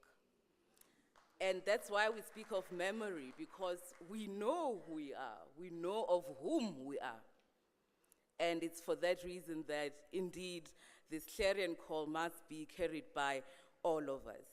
There's only one item that stands between us and lunch, and that is a panel that is going to interrogate a number of issues, looking particularly at the lessons that we can learn from other countries that have engaged in this process. However, before I do that, Lerai is going to come back on stage to go through the housekeeping rules that we'll need to observe as we go out to lunch and as we excitedly come back, because when we come back in the expectation session, that's when you will speak. That's when the conversation that we will be having in every ward, in every church, in every shebeen will be starting. And I hand over to Lerai. All right, so just to refer back to the links that you all had scanned on the screens, the QR code, I just want to check with everybody. Have you managed to scan the QR code and get on the app and sign in? Yes, no, thumbs up? No. Okay, so can we please ensure that we have those QR codes back on? And can we make sure that through before lunchtime, all of that is sorted? Because after going into lunch, you're going to go into the themes that you have selected. So if you see on the application, if you selected theme 2, crime and corruption, or theme 3, winning the future through education and a healthy nation, theme 4, fixing the state and making the constitution work, and theme 6, gender and GBV. So if you selected theme 2, 3, 4, or 6, you will be going to the marquee at the terrace just opposite the Philadelphia cafeteria. So this is where you will be going for lunch. We're going to be breaking for lunch in our groups because the conversation will start throughout lunch. So just once again, theme 2, 3, 4, and 6 will be going to the marquee at the terrace opposite the Philadelphia cafeteria. Then if you selected theme 5, 7, or 9, theme 5 is building South African values, culture, and strengthening our social fabric. Theme 7 is dealing with intergenerational trauma and healing. Theme 9 is poverty and spatial inequality. So you will be going to the Khorong cafeteria and marquee opposite the cafeteria. Once again, theme 5, 7, and 9 will be going to the Khorong cafeteria and marquee opposite the cafeteria. Then themes 8 and 10, theme 8 is environmental justice, Theme 10 is land tenure and mineral rights. Theme 8 and 10 will be meeting at the Good Hope Cafeteria, located within the OR Tambo building. So we're just gonna have the panel right now, but I will remind you once again after the panel, please be sure of the themes that you have selected, because when we break for lunch, everybody will be breaking into those specific theme groups and convening in those areas. All right. I would also like to advise you all that we have multiple catering stations around. Yes, sorry, the multiple catering stations, and so those themes need to go to the specific stations. I would also like to let you all know that we have a setting expectations session that is going to begin after lunch, where we get to hear from the floor and prepare for the dialogue lab breakaways. So the theme that you have selected on the application is going to be very, very imperative for the next session of the day after lunch. Please make sure that you are signed up on that. I'm going to ask the tech team to put the QR codes up once more. Remember, you are signing up with the same email address that you used to register for the event. All right, I'd like to call our Teto back. We can begin with the next plenary, which is going to be a panel discussion on looking at past national dialogue processes.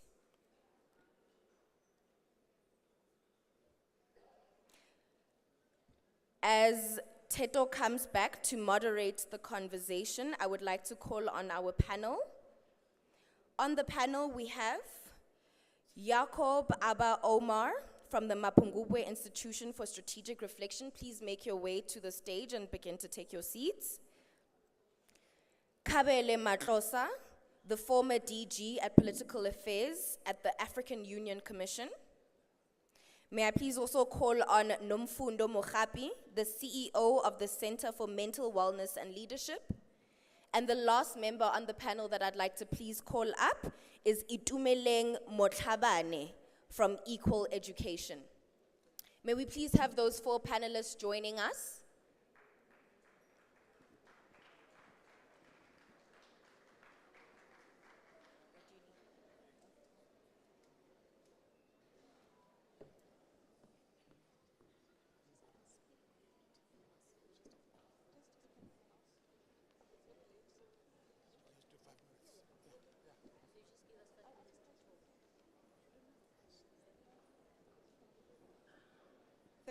Thank you so much, colleagues. So one of the biggest conversations that have been happening on the sidelines of the South African debate around the national dialogue and its feasibility and its necessity has been a question around, but why do we need it?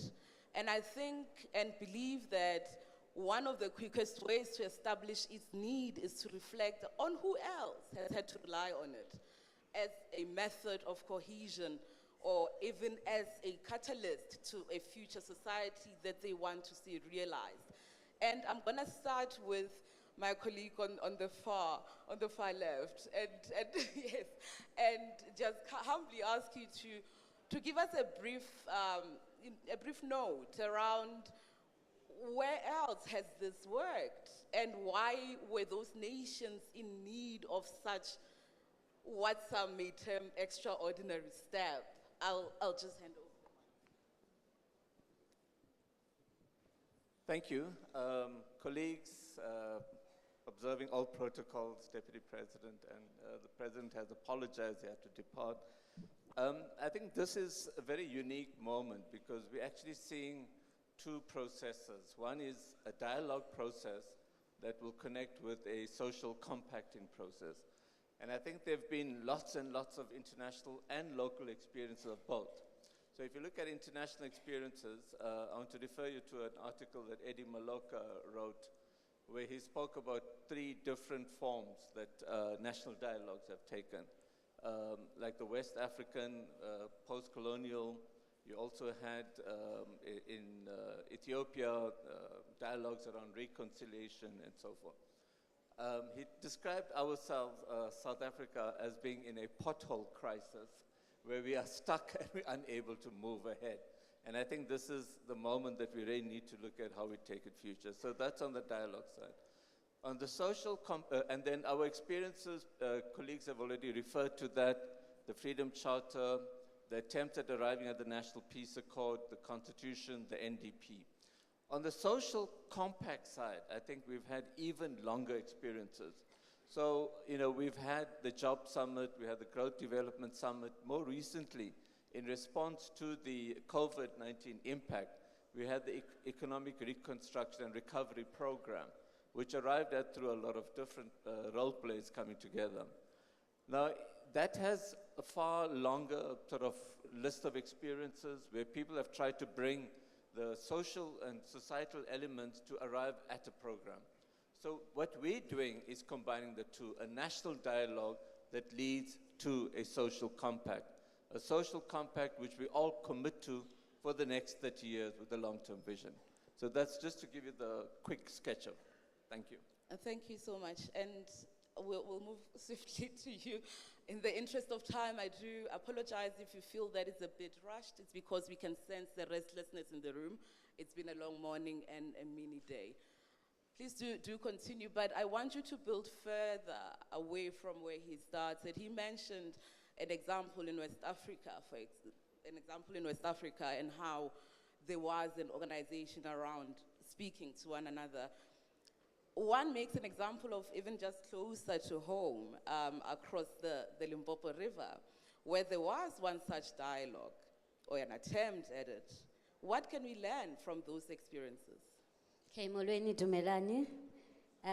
Being civil society, I will go a bit off script because I was really asked to come and not just talk about the countries, but I am here to call for an approach that we need to consider as we get into the dialogue.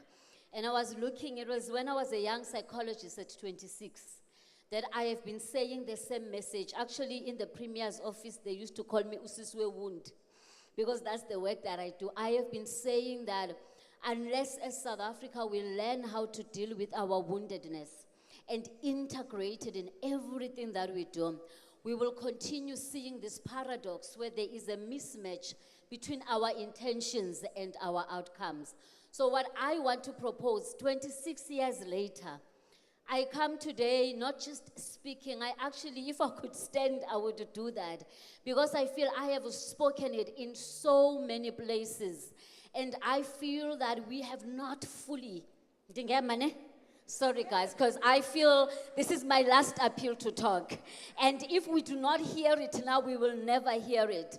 What I have been saying is that the downfall of our country is not going to be because we don't have intelligence people who've got information, who know the information. The downfall of our country is going to be because we neglect the wounds that we carry, that we enter into positions of leadership and influence. We have created an elite that has repeated the cycles of wounding and trauma in our country. So if we do not sleep to our wounds, we will write the things that we write, but we will repeat the very same problem. So today, maybe you may not hear my content, but I want you to hear my cry. I want to say that South Africa, unless we heal our wounds, we will continue to sabotage ourselves. See, 26 years later, as a psychologist, we are now at a stage where there is research, there is neuroscience that backs this up. It's not just theory.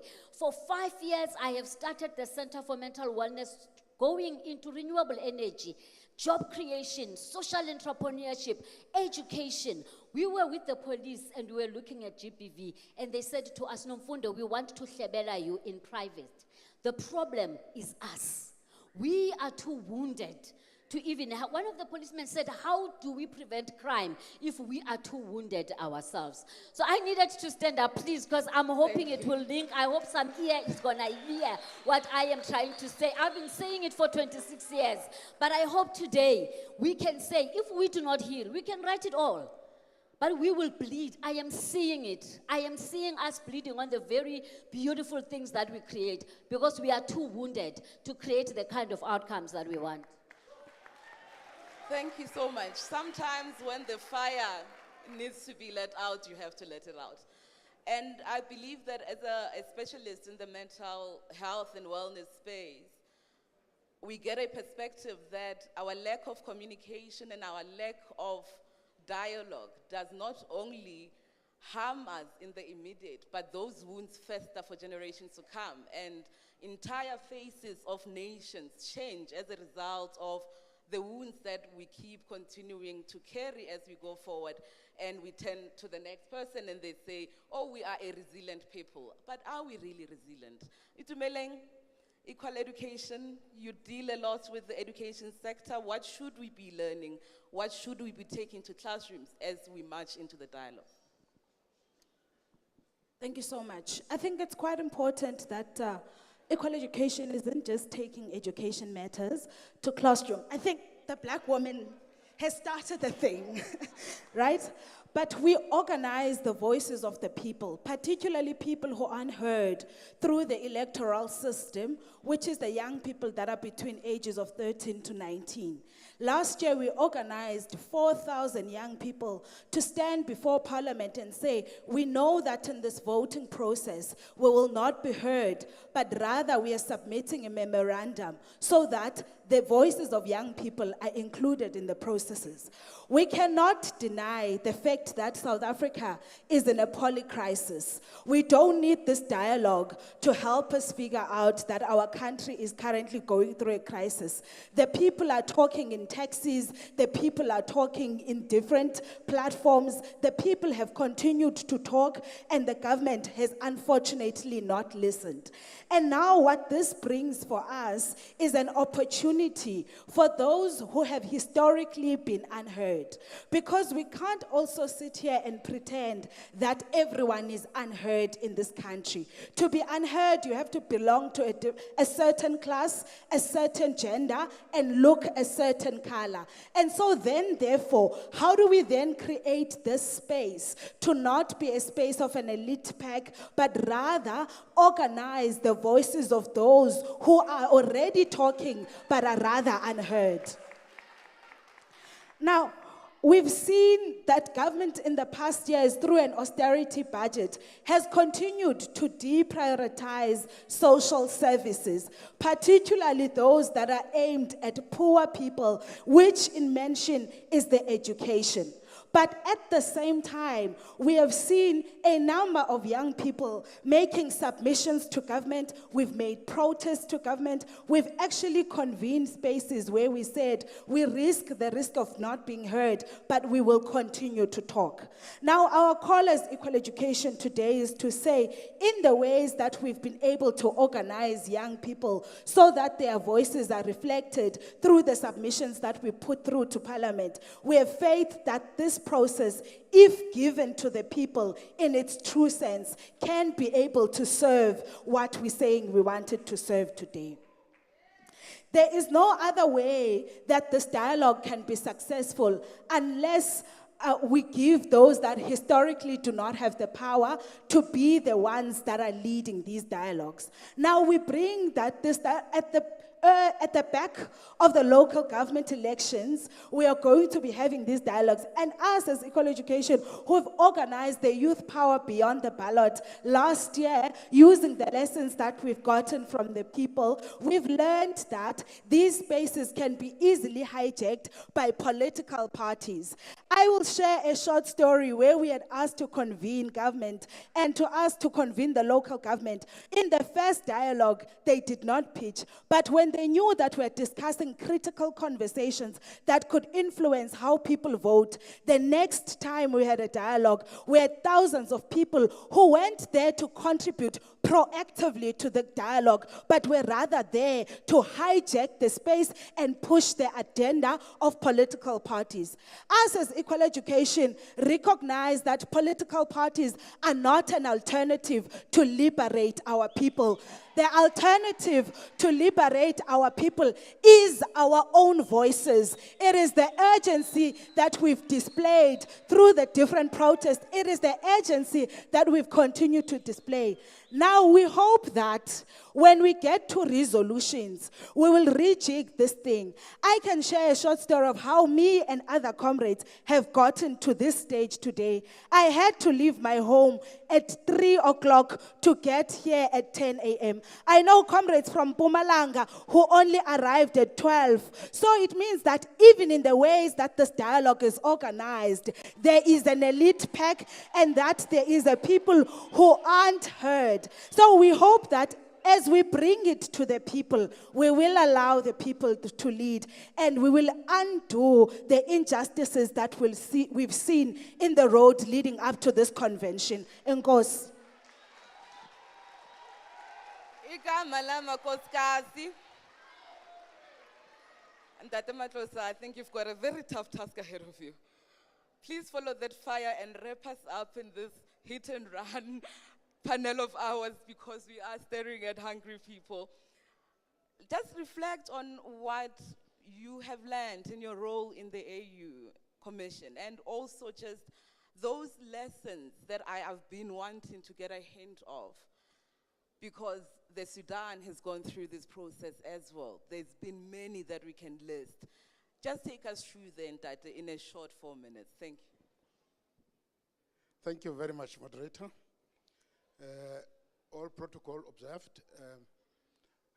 Yes, I wanted to actually share from the perspective of the African Union, where I have worked for years, what we have witnessed on the continent, and then what we can learn as we're going through this process in South Africa. One point is to note is that this is a long drawn process. So it's not a once-off event. I think that we should note. And it actually goes through 3 main phases when you look at it carefully. It's the preparatory phase, that is where we are now. Preparatory phase, we're making preparations. There's the process phase, where we now get into the real dialogue itself, after the preparatory stage. Then finally, we have implementation. Because after the process, we're going to have agreements on why we agree, and probably even a program of action. Then we implement, we monitor, we evaluate, we report.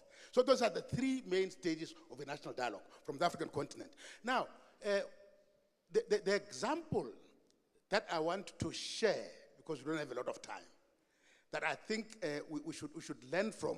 There are a whole host of other countries that have gone through a more or less similar process. But I would like to just pick Kenya. Kenya in East Africa.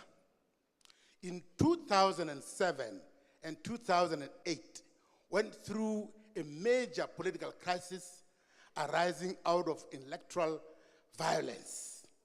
And at that point, then the African Union then intervened, because Kenya is a member state of the African Union, intervened and set up a panel of, eminent panel group that worked with the government and peoples of Kenya to resolve their problem. And that also led to the new constitution of Kenya being adopted after the 2008 elections. And since that time, Kenya has had probably about 3 elections since 2008. They have not had the level of violence that they witnessed in 2007. Therefore, with those in mind, I think we can learn lessons from other countries as we go into this process in South Africa and see what works and what has not worked. Now, in conclusion, moderator, since we don't have a lot of time, maybe we can just highlight about 5 lessons that we can draw from the African continent. One is the process must, of necessity, be people-centered. That's important. It must be people-centered and it must be inclusive, 1. 2, the process must also be driven by a well-defined agenda. Well-defined agenda with issues agreed upon by a multiplicity of stakeholders. So it shouldn't be seen as if it is driving a particularistic agenda of a political nature, of whatever nature. 2. 3, there has to be a legal anchoring of the dialogue outcomes. They have to have legal grounding. They shouldn't just be talk shop. There has to be a legal grounding of the process. 4, there has to be an independent and respected convener. There has to be an independent and respected convener to facilitate the dialogue. And we're told that there are 2 conveners to do this in this case. Finally, we certainly need some kind of regional and international scaffolding. In other words, the SADC, South Africa is a member state of SADC. SADC must have a role of some sort to play. The African Union, South Africa is a member state of the African Union. African Union must have a role to play of some sort. South Africa is also a member state of the United Nations, finally, at the international level. What are the roles of these interstate bodies? We need to find a role for them. I thank you, moderator. And because you raise such important issues, we will not conclude here. I have to ask this because it's important to do so. In the context of a country like ours, where the trust deficit is as wide as we know it to be, how do we have that conversation? And I'm coming to you because you understand the psychoanalysis of this country better than most of us here.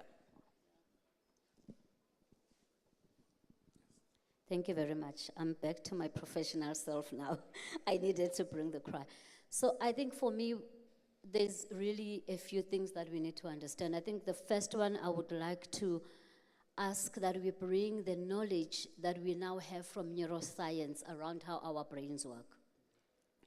The part of our brain that is rational, that is needed for this dialogue to happen, the part of our brain that links with the chemistries that activates trust, is different from the part of our brain that holds our pain. Our pain is held in the amygdala. The amygdala, the only thing it knows is to fight, to flight, or to freeze. If we don't fully know and appreciate what is stored in our amygdala, what is likely to happen, this is what we are learning in science. We can sit here and be as reasonable as we want. But if somebody does something that touches my pain, the amygdala gets activated. And here's the trick. When it is activated, it deactivates your cerebral cortex. So what we have to understand here is to be able to have the skill here of, first of all, what are you storing in your amygdala that is likely to trigger you? How do you recognize when people are triggered? And how do we have the skill? Because it will be really sad if we end up with a dialogue that is led from the amygdala. By the way, that's the crisis of our country, that we are leading our homes, our organizations, our institutions from the amygdala. We have the intelligence, we look good in the book, we've got the best CVs. And we're like, why is there a mismatch between how you show up and what you do? So we need that skill. When we are in the room, we need to be cognizant when we are talking about trauma conversations. Because sometimes we miss each other, right? If I don't have a lived experience of having lost land, my discussion of land is from the cerebral cortex. But if it touches your trauma, yours is from the amygdala. So we completely miss each other. You scream and scream, and I'm like, these are the laws and the responsibilities. So how do we reach each other at that level? How do we, another thing just that I want to say is that when we are traumatized, the automatic thing that happens is the defense of seeing another person as the other.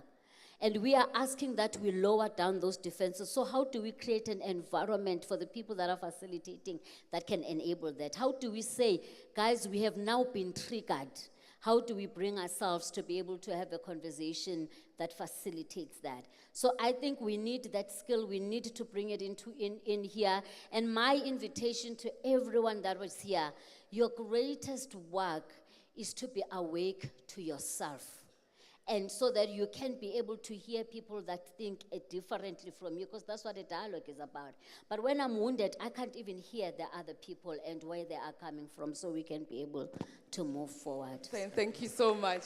I need you to pass the mic on to Ntate Omar for his concluding remarks.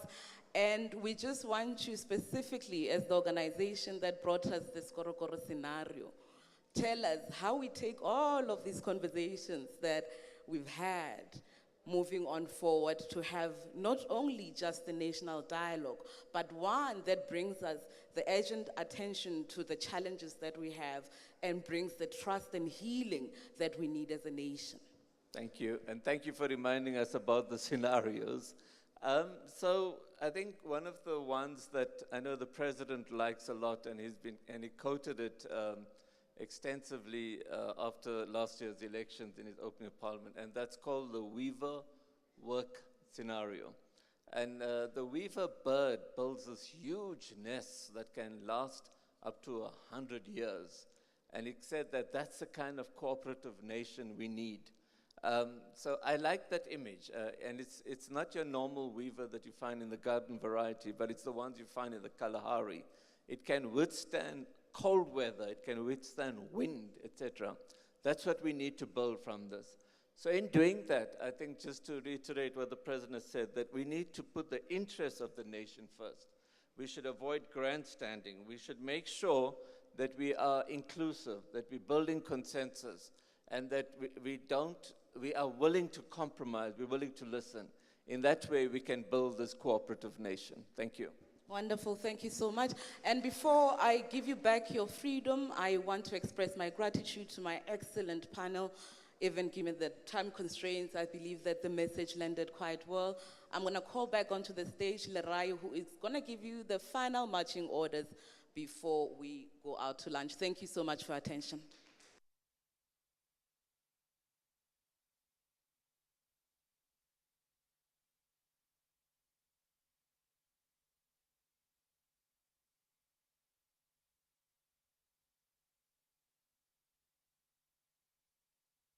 You hear me? Awesome. All right.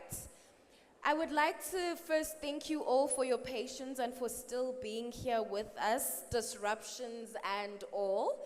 As you can tell, our program has slightly moved around to accommodate the time that we lost. So just to update you on what we will be doing now, before we break for lunch at 1:30, so that's going to be in the next 20 minutes time, we're going to have a session that is going to continue from the panel that we have just had. So I'd like to please call on Janelle and Mazibuko from the organizing committee to please join me on stage. They're going to be defining the expectations and outcomes of the national dialogue. So this is going to be just a quick session to echo the panel that we've just had. And they're going to be covering the journey to the national convention, setting our expectations, as well as introducing the dialogue labs. Do we have Janelle and Mazibuko nearby? Thank you so much.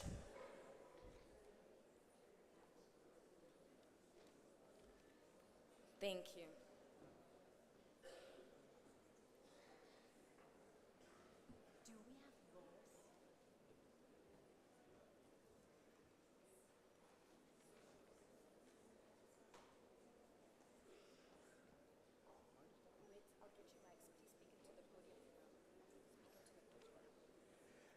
Good afternoon, everyone. My name is Mazibuko Jaha from the Zabalaza Pathways Institute, also a member of the organizing committee for the convention. Before we go ahead, let Janelle introduce herself. Good day, everyone. Janelle Nadir. I'm from NNI Dialogue Institute and the No Name Initiative.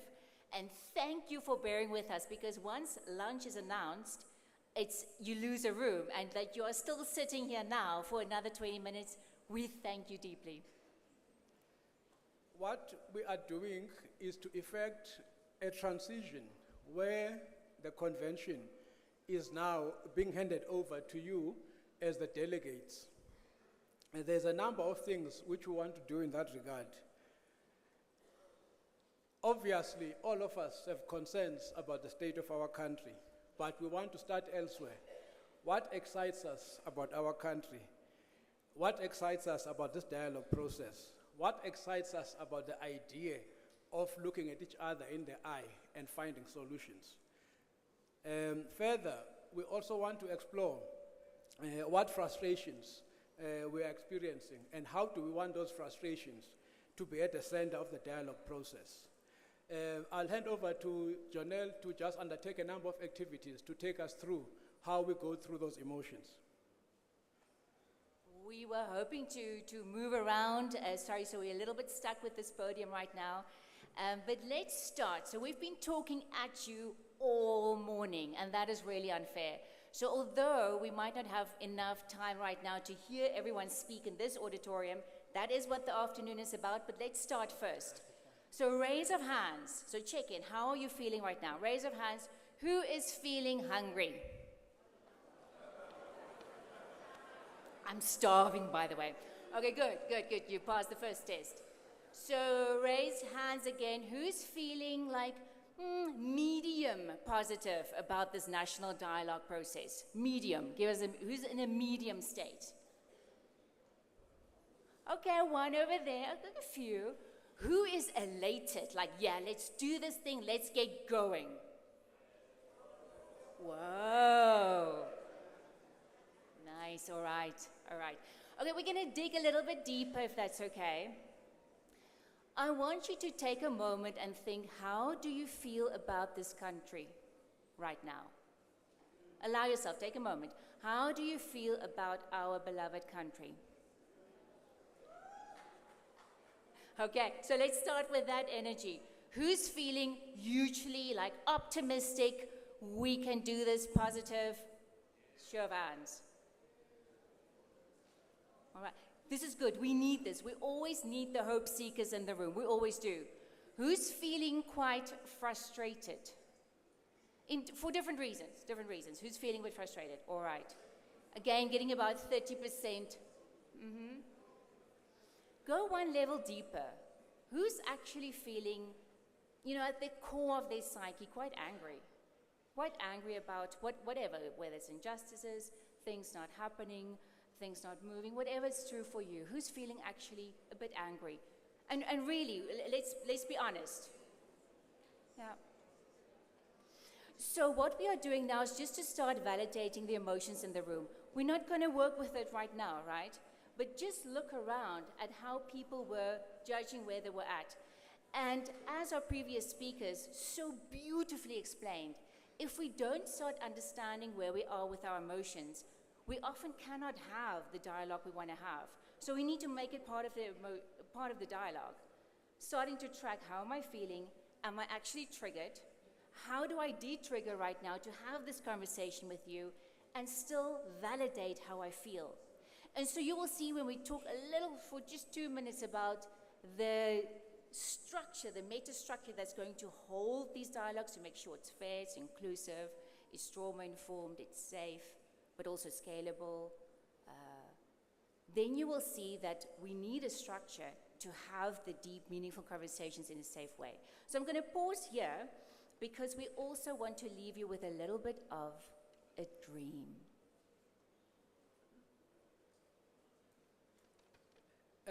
As Jonelle just said, we want to use this moment to also dream.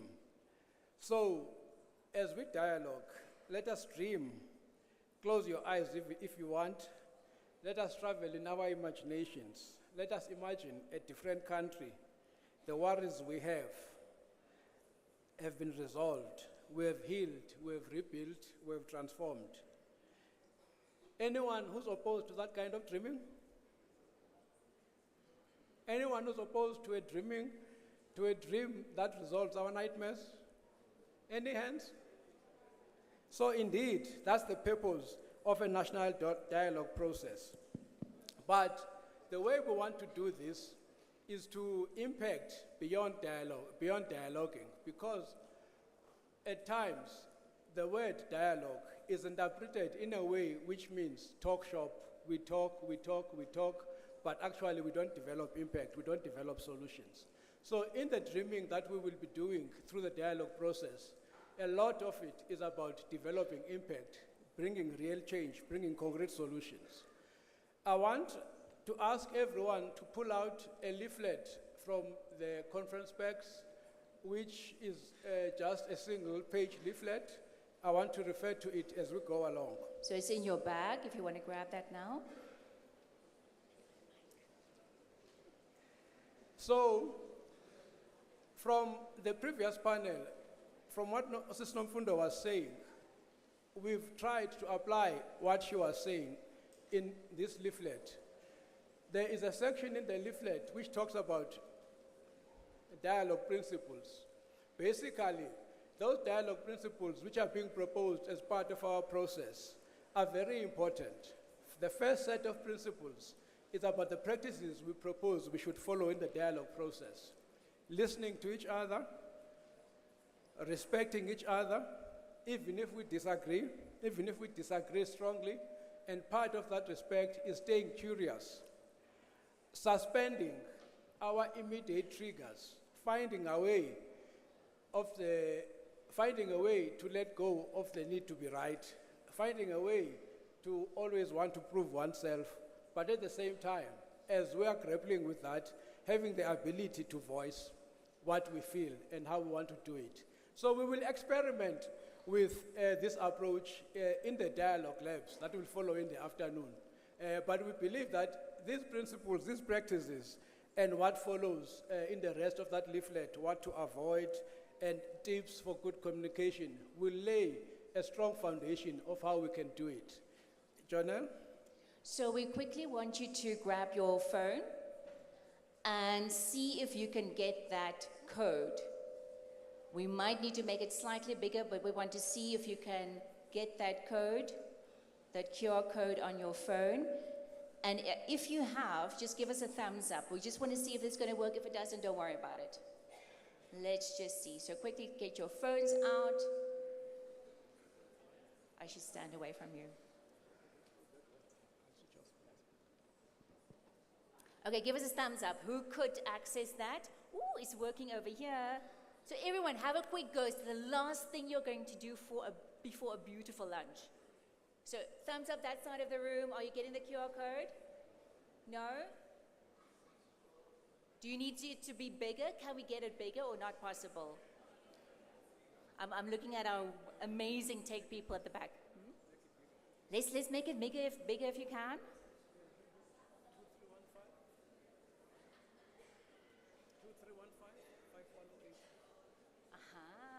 Lovely. Thank you. All right, so last go. Please get it on your phone. Let's get a thumbs up. Who's got it?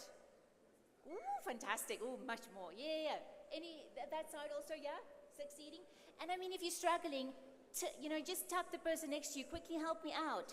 Let's start this manner of collaboration. All right, people. This is how we're going to end the morning session. It's on a dreaming note. So we're going to ask you to take a moment. So you've got your mobile, you've got it ready, right? You're not going to do anything with it right now. We wanted you to be logged in. Take a moment to think, what is your dream for South Africa? And while you do that, I'm going to ask our wonderful tech person to move to that question. What is your dream for South Africa? So really take a moment, don't just go for the first thing that pops in, like really allow yourself to paint the picture. Imagine everything we are desiring and imagining around a beautiful outcome of this dialogue process. The social cohesion, the healing has happened. What would our country look like then? Just have a moment to feel into that. What would it look like? How would we talk to each other? What would our economy look like if that was the case? Really allow yourself to dream. And then when you get there, start giving us your answer.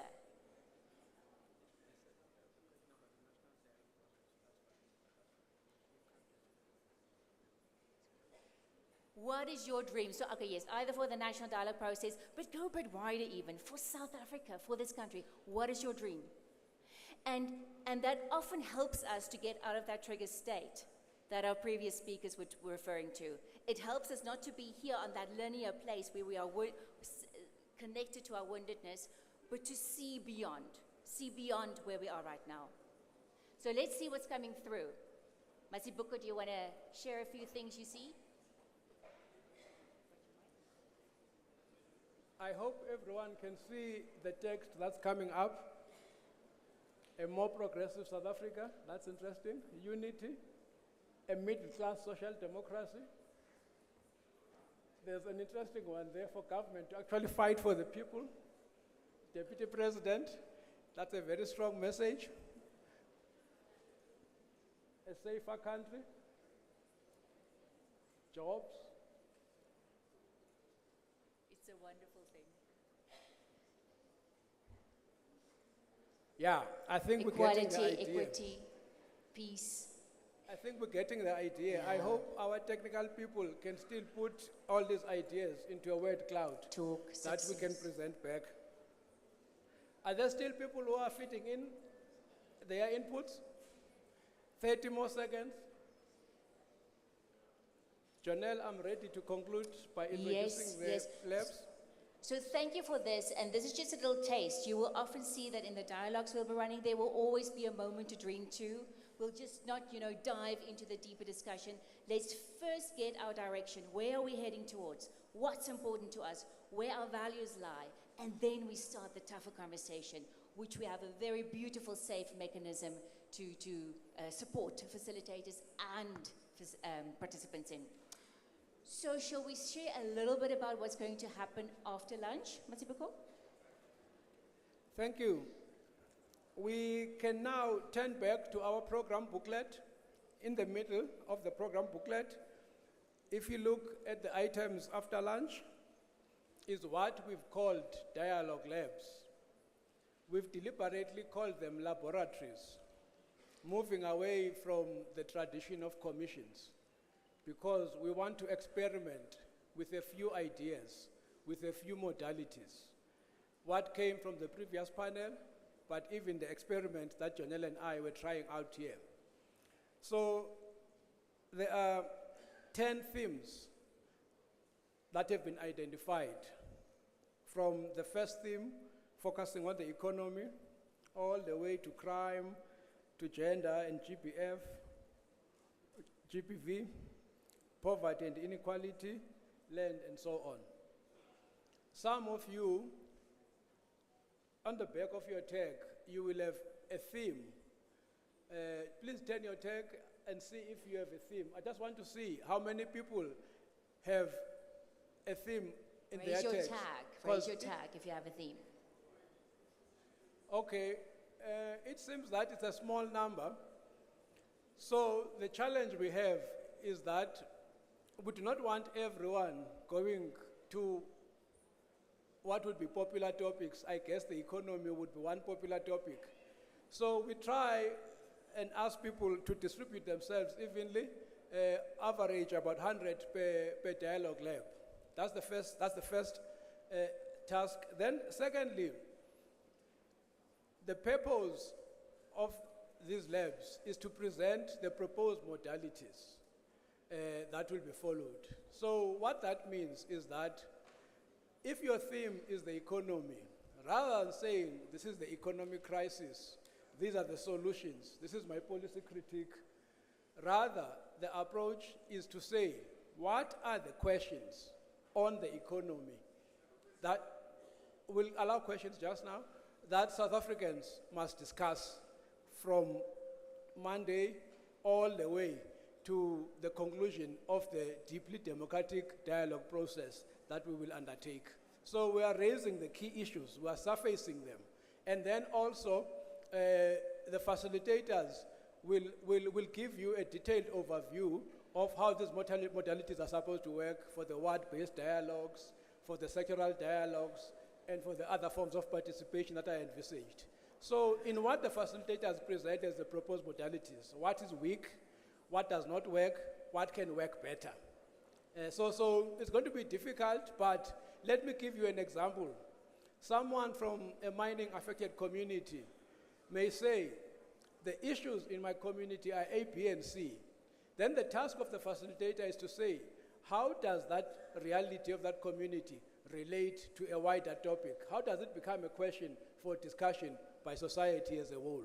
I know it's going to be a bit tricky, because normally most of us who go to conferences, we go to conferences to resolve particular thematic areas. But in this instance, our approach is to say, here are proposed priorities in terms of the 10 thematic areas. And in each thematic area, what are the key issues that society should discuss? What is the proposed methodology for the public dialogue process?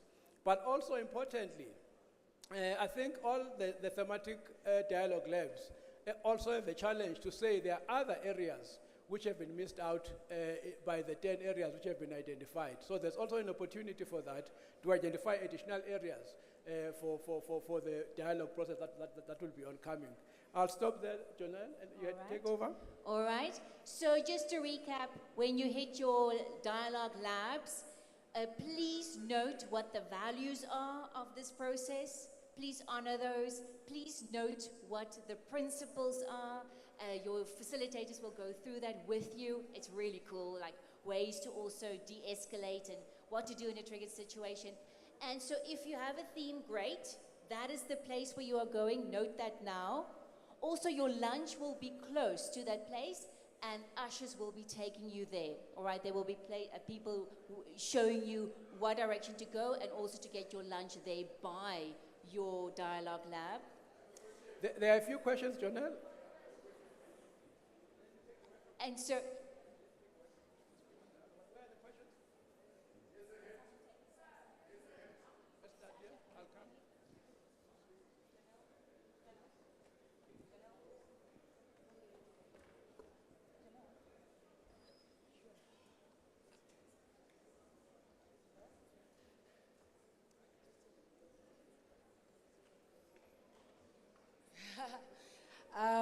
Good afternoon, everybody. Speaking in front of you, my name is Sihle Sibisi. I am a founder of a civil society organization called Kwanele Foundation. We applaud the government for bringing us together for such a dialogue. But our wish is, I heard people saying they've got an app, we can use it on the grassroots, but what about ugogo ekhaya? Ugogo will not know how to use that app. Number two, my question is, before we talk, what are we saying about the elephant in the room? Where we are sitting in our country right now, outside Maponya Mall, they are torching down taxis because they are revenging the death of the e-hailing driver. What are we saying about the elephant in the room of undocumented citizens that are in the country? Where South Africans, 70% of the files in our local clinics belong to non-South African citizens. I would personally like to not own a medical aid, but I'm subjected to own one because the clinics are full. What are we saying if the president of Tanzania can say spaza shops, saloons, everything belongs to the Tanzanian nation? Why is South Africa not making that stance? I had hoped that our Honorable Cyril Ramaphosa was going to emphasize on that. South Africa, we are broken. And yes, we are speaking from traumas because some of us are forced to take our kids to private schools because if a school is right across our home, they will tell us the school is full because it's full of non-South African children. Yes. Then we are now subjected to being financially crippled because our government, all you do is talk, but the implementation. Thank you so much to the speaker. Finally, my question is, I'm going to ask you to wrap it up. In our groups that you are going to put us in, will the entire cabinet that we see here be part of the plenary? Or are you guys going to leave us to discuss on our own and we come up with our own solutions, which then means there's no point of us having this discussion because you will not hear what we are saying. We are the foot soldiers. We are on the ground. All of you here have bodyguards. We don't have bodyguards. We had a colleague who came here from 3 a.m. in the morning. All right, we are thank you foot so soldiers. much. We know what's happening on the ground. And if you say it's a national dialogue for us, you can't shut us down. It's said that you are here because 2026 elections are coming. So you're trying to buy our silence. All right, thank you so much. Let's give that a hand. And then I'm just going to pause here because this is what we want. This is the dialogue we have been called to do. We are in plenary. We're not going to go into dialogue now because I'm going to give you the reason. This is not a dialogue. I have a question, ma'am. You I have may a question. answer- No, I have a question before anybody. Excuse me. Listen. No, excuse me. We will- Excuse me. First, you need to read the pedagogy of the oppressed. This process must be dialogical. It must not be one-sided. You don't come to talk down on us here. Number one. Number two, we are 4 members of the Rastafari community here. We are all bundled up into one theme. We represent a nation of Rastafari of 3 million South African Rastafarians. We can't go under one theme. We have issues that cut across everything that needs to be dialogued here. You don't decide for us. Nothing for us without us. Simple as that. And for the last time, this is a dialogue. Spend more time listening to us than telling us what to do. Stop talking down on us. Thank you, Speaker. Thanks to the last 2 speakers, the feeling, the passion, the emotion, the anger, the frustration, all of those are part of who we are. They are part of the dialogue. They are part of the process. There'll be awkwardness, there'll be discomfort, there will be all of these things. So now, what needs to happen if we are to take all of those energies somewhere is to ensure that there's a manageable process where all of these things have a place to land, to be processed and to be harnessed from negative energy to positive energy that really solves our issues. It's not going to happen in one plenary session. It's not going to happen because we raise things in a particular way. Exactly. What I'm appealing for, therefore, is that we trust in the process. These 10 themes are exactly, these thematic labs are exactly the platforms where we zoom in deeper to frame the questions. One person may have a perspective on why there's a health crisis. Someone else will have another perspective. We may think, yes, there's a big unemployment crisis, which we all agree on. But how does it affect people differently? How do we get to the fine texture of that? A big hall like this is not going necessarily to take us there. So the process that we're asking that we follow is exactly a process, Mr. Rastafarian, which will enable all of us to talk. Yes. So if we go to those 10 thematic areas as different groups, we will get a chance to talk. And then afterwards, tomorrow, we will come back and bring a report. And afterwards, there's a proposal for a deep process of thousands of dialogues where we can call in the Deputy President, where we can call in the government ministers, the MECs, the mayors, and so on, so that they can be accountable. So that's a long process, colleagues. And importantly, this is only the first convention. It is the kick-off of the national dialogue process. It is not the main substance of the national dialogue process. Let's keep that in mind. Let's not feel that this opportunity is the one opportunity I can get Deputy President to listen to my anger. There's a 9-month process that has been laid out. And what we're shaping is exactly a vessel where all of us, as leaders of our sectors, take society forward through a process of dialogue that's deep, that's proper, that enables listening to each other and finding solutions. That's So my we appeal, thank colleagues. Thank you. We thank you for your dialogue and continue the dialogue after lunch. Please, please, that's what we're here. Colleagues, comrades, and friends, we will be back at 2:45. That is 14:45. Thank you so much. Thank you, everyone. Listen. Have a good lunch. The government has not kept its commitment. They are liars. They want you to go out so that we cannot address you on the crimes of the government. This government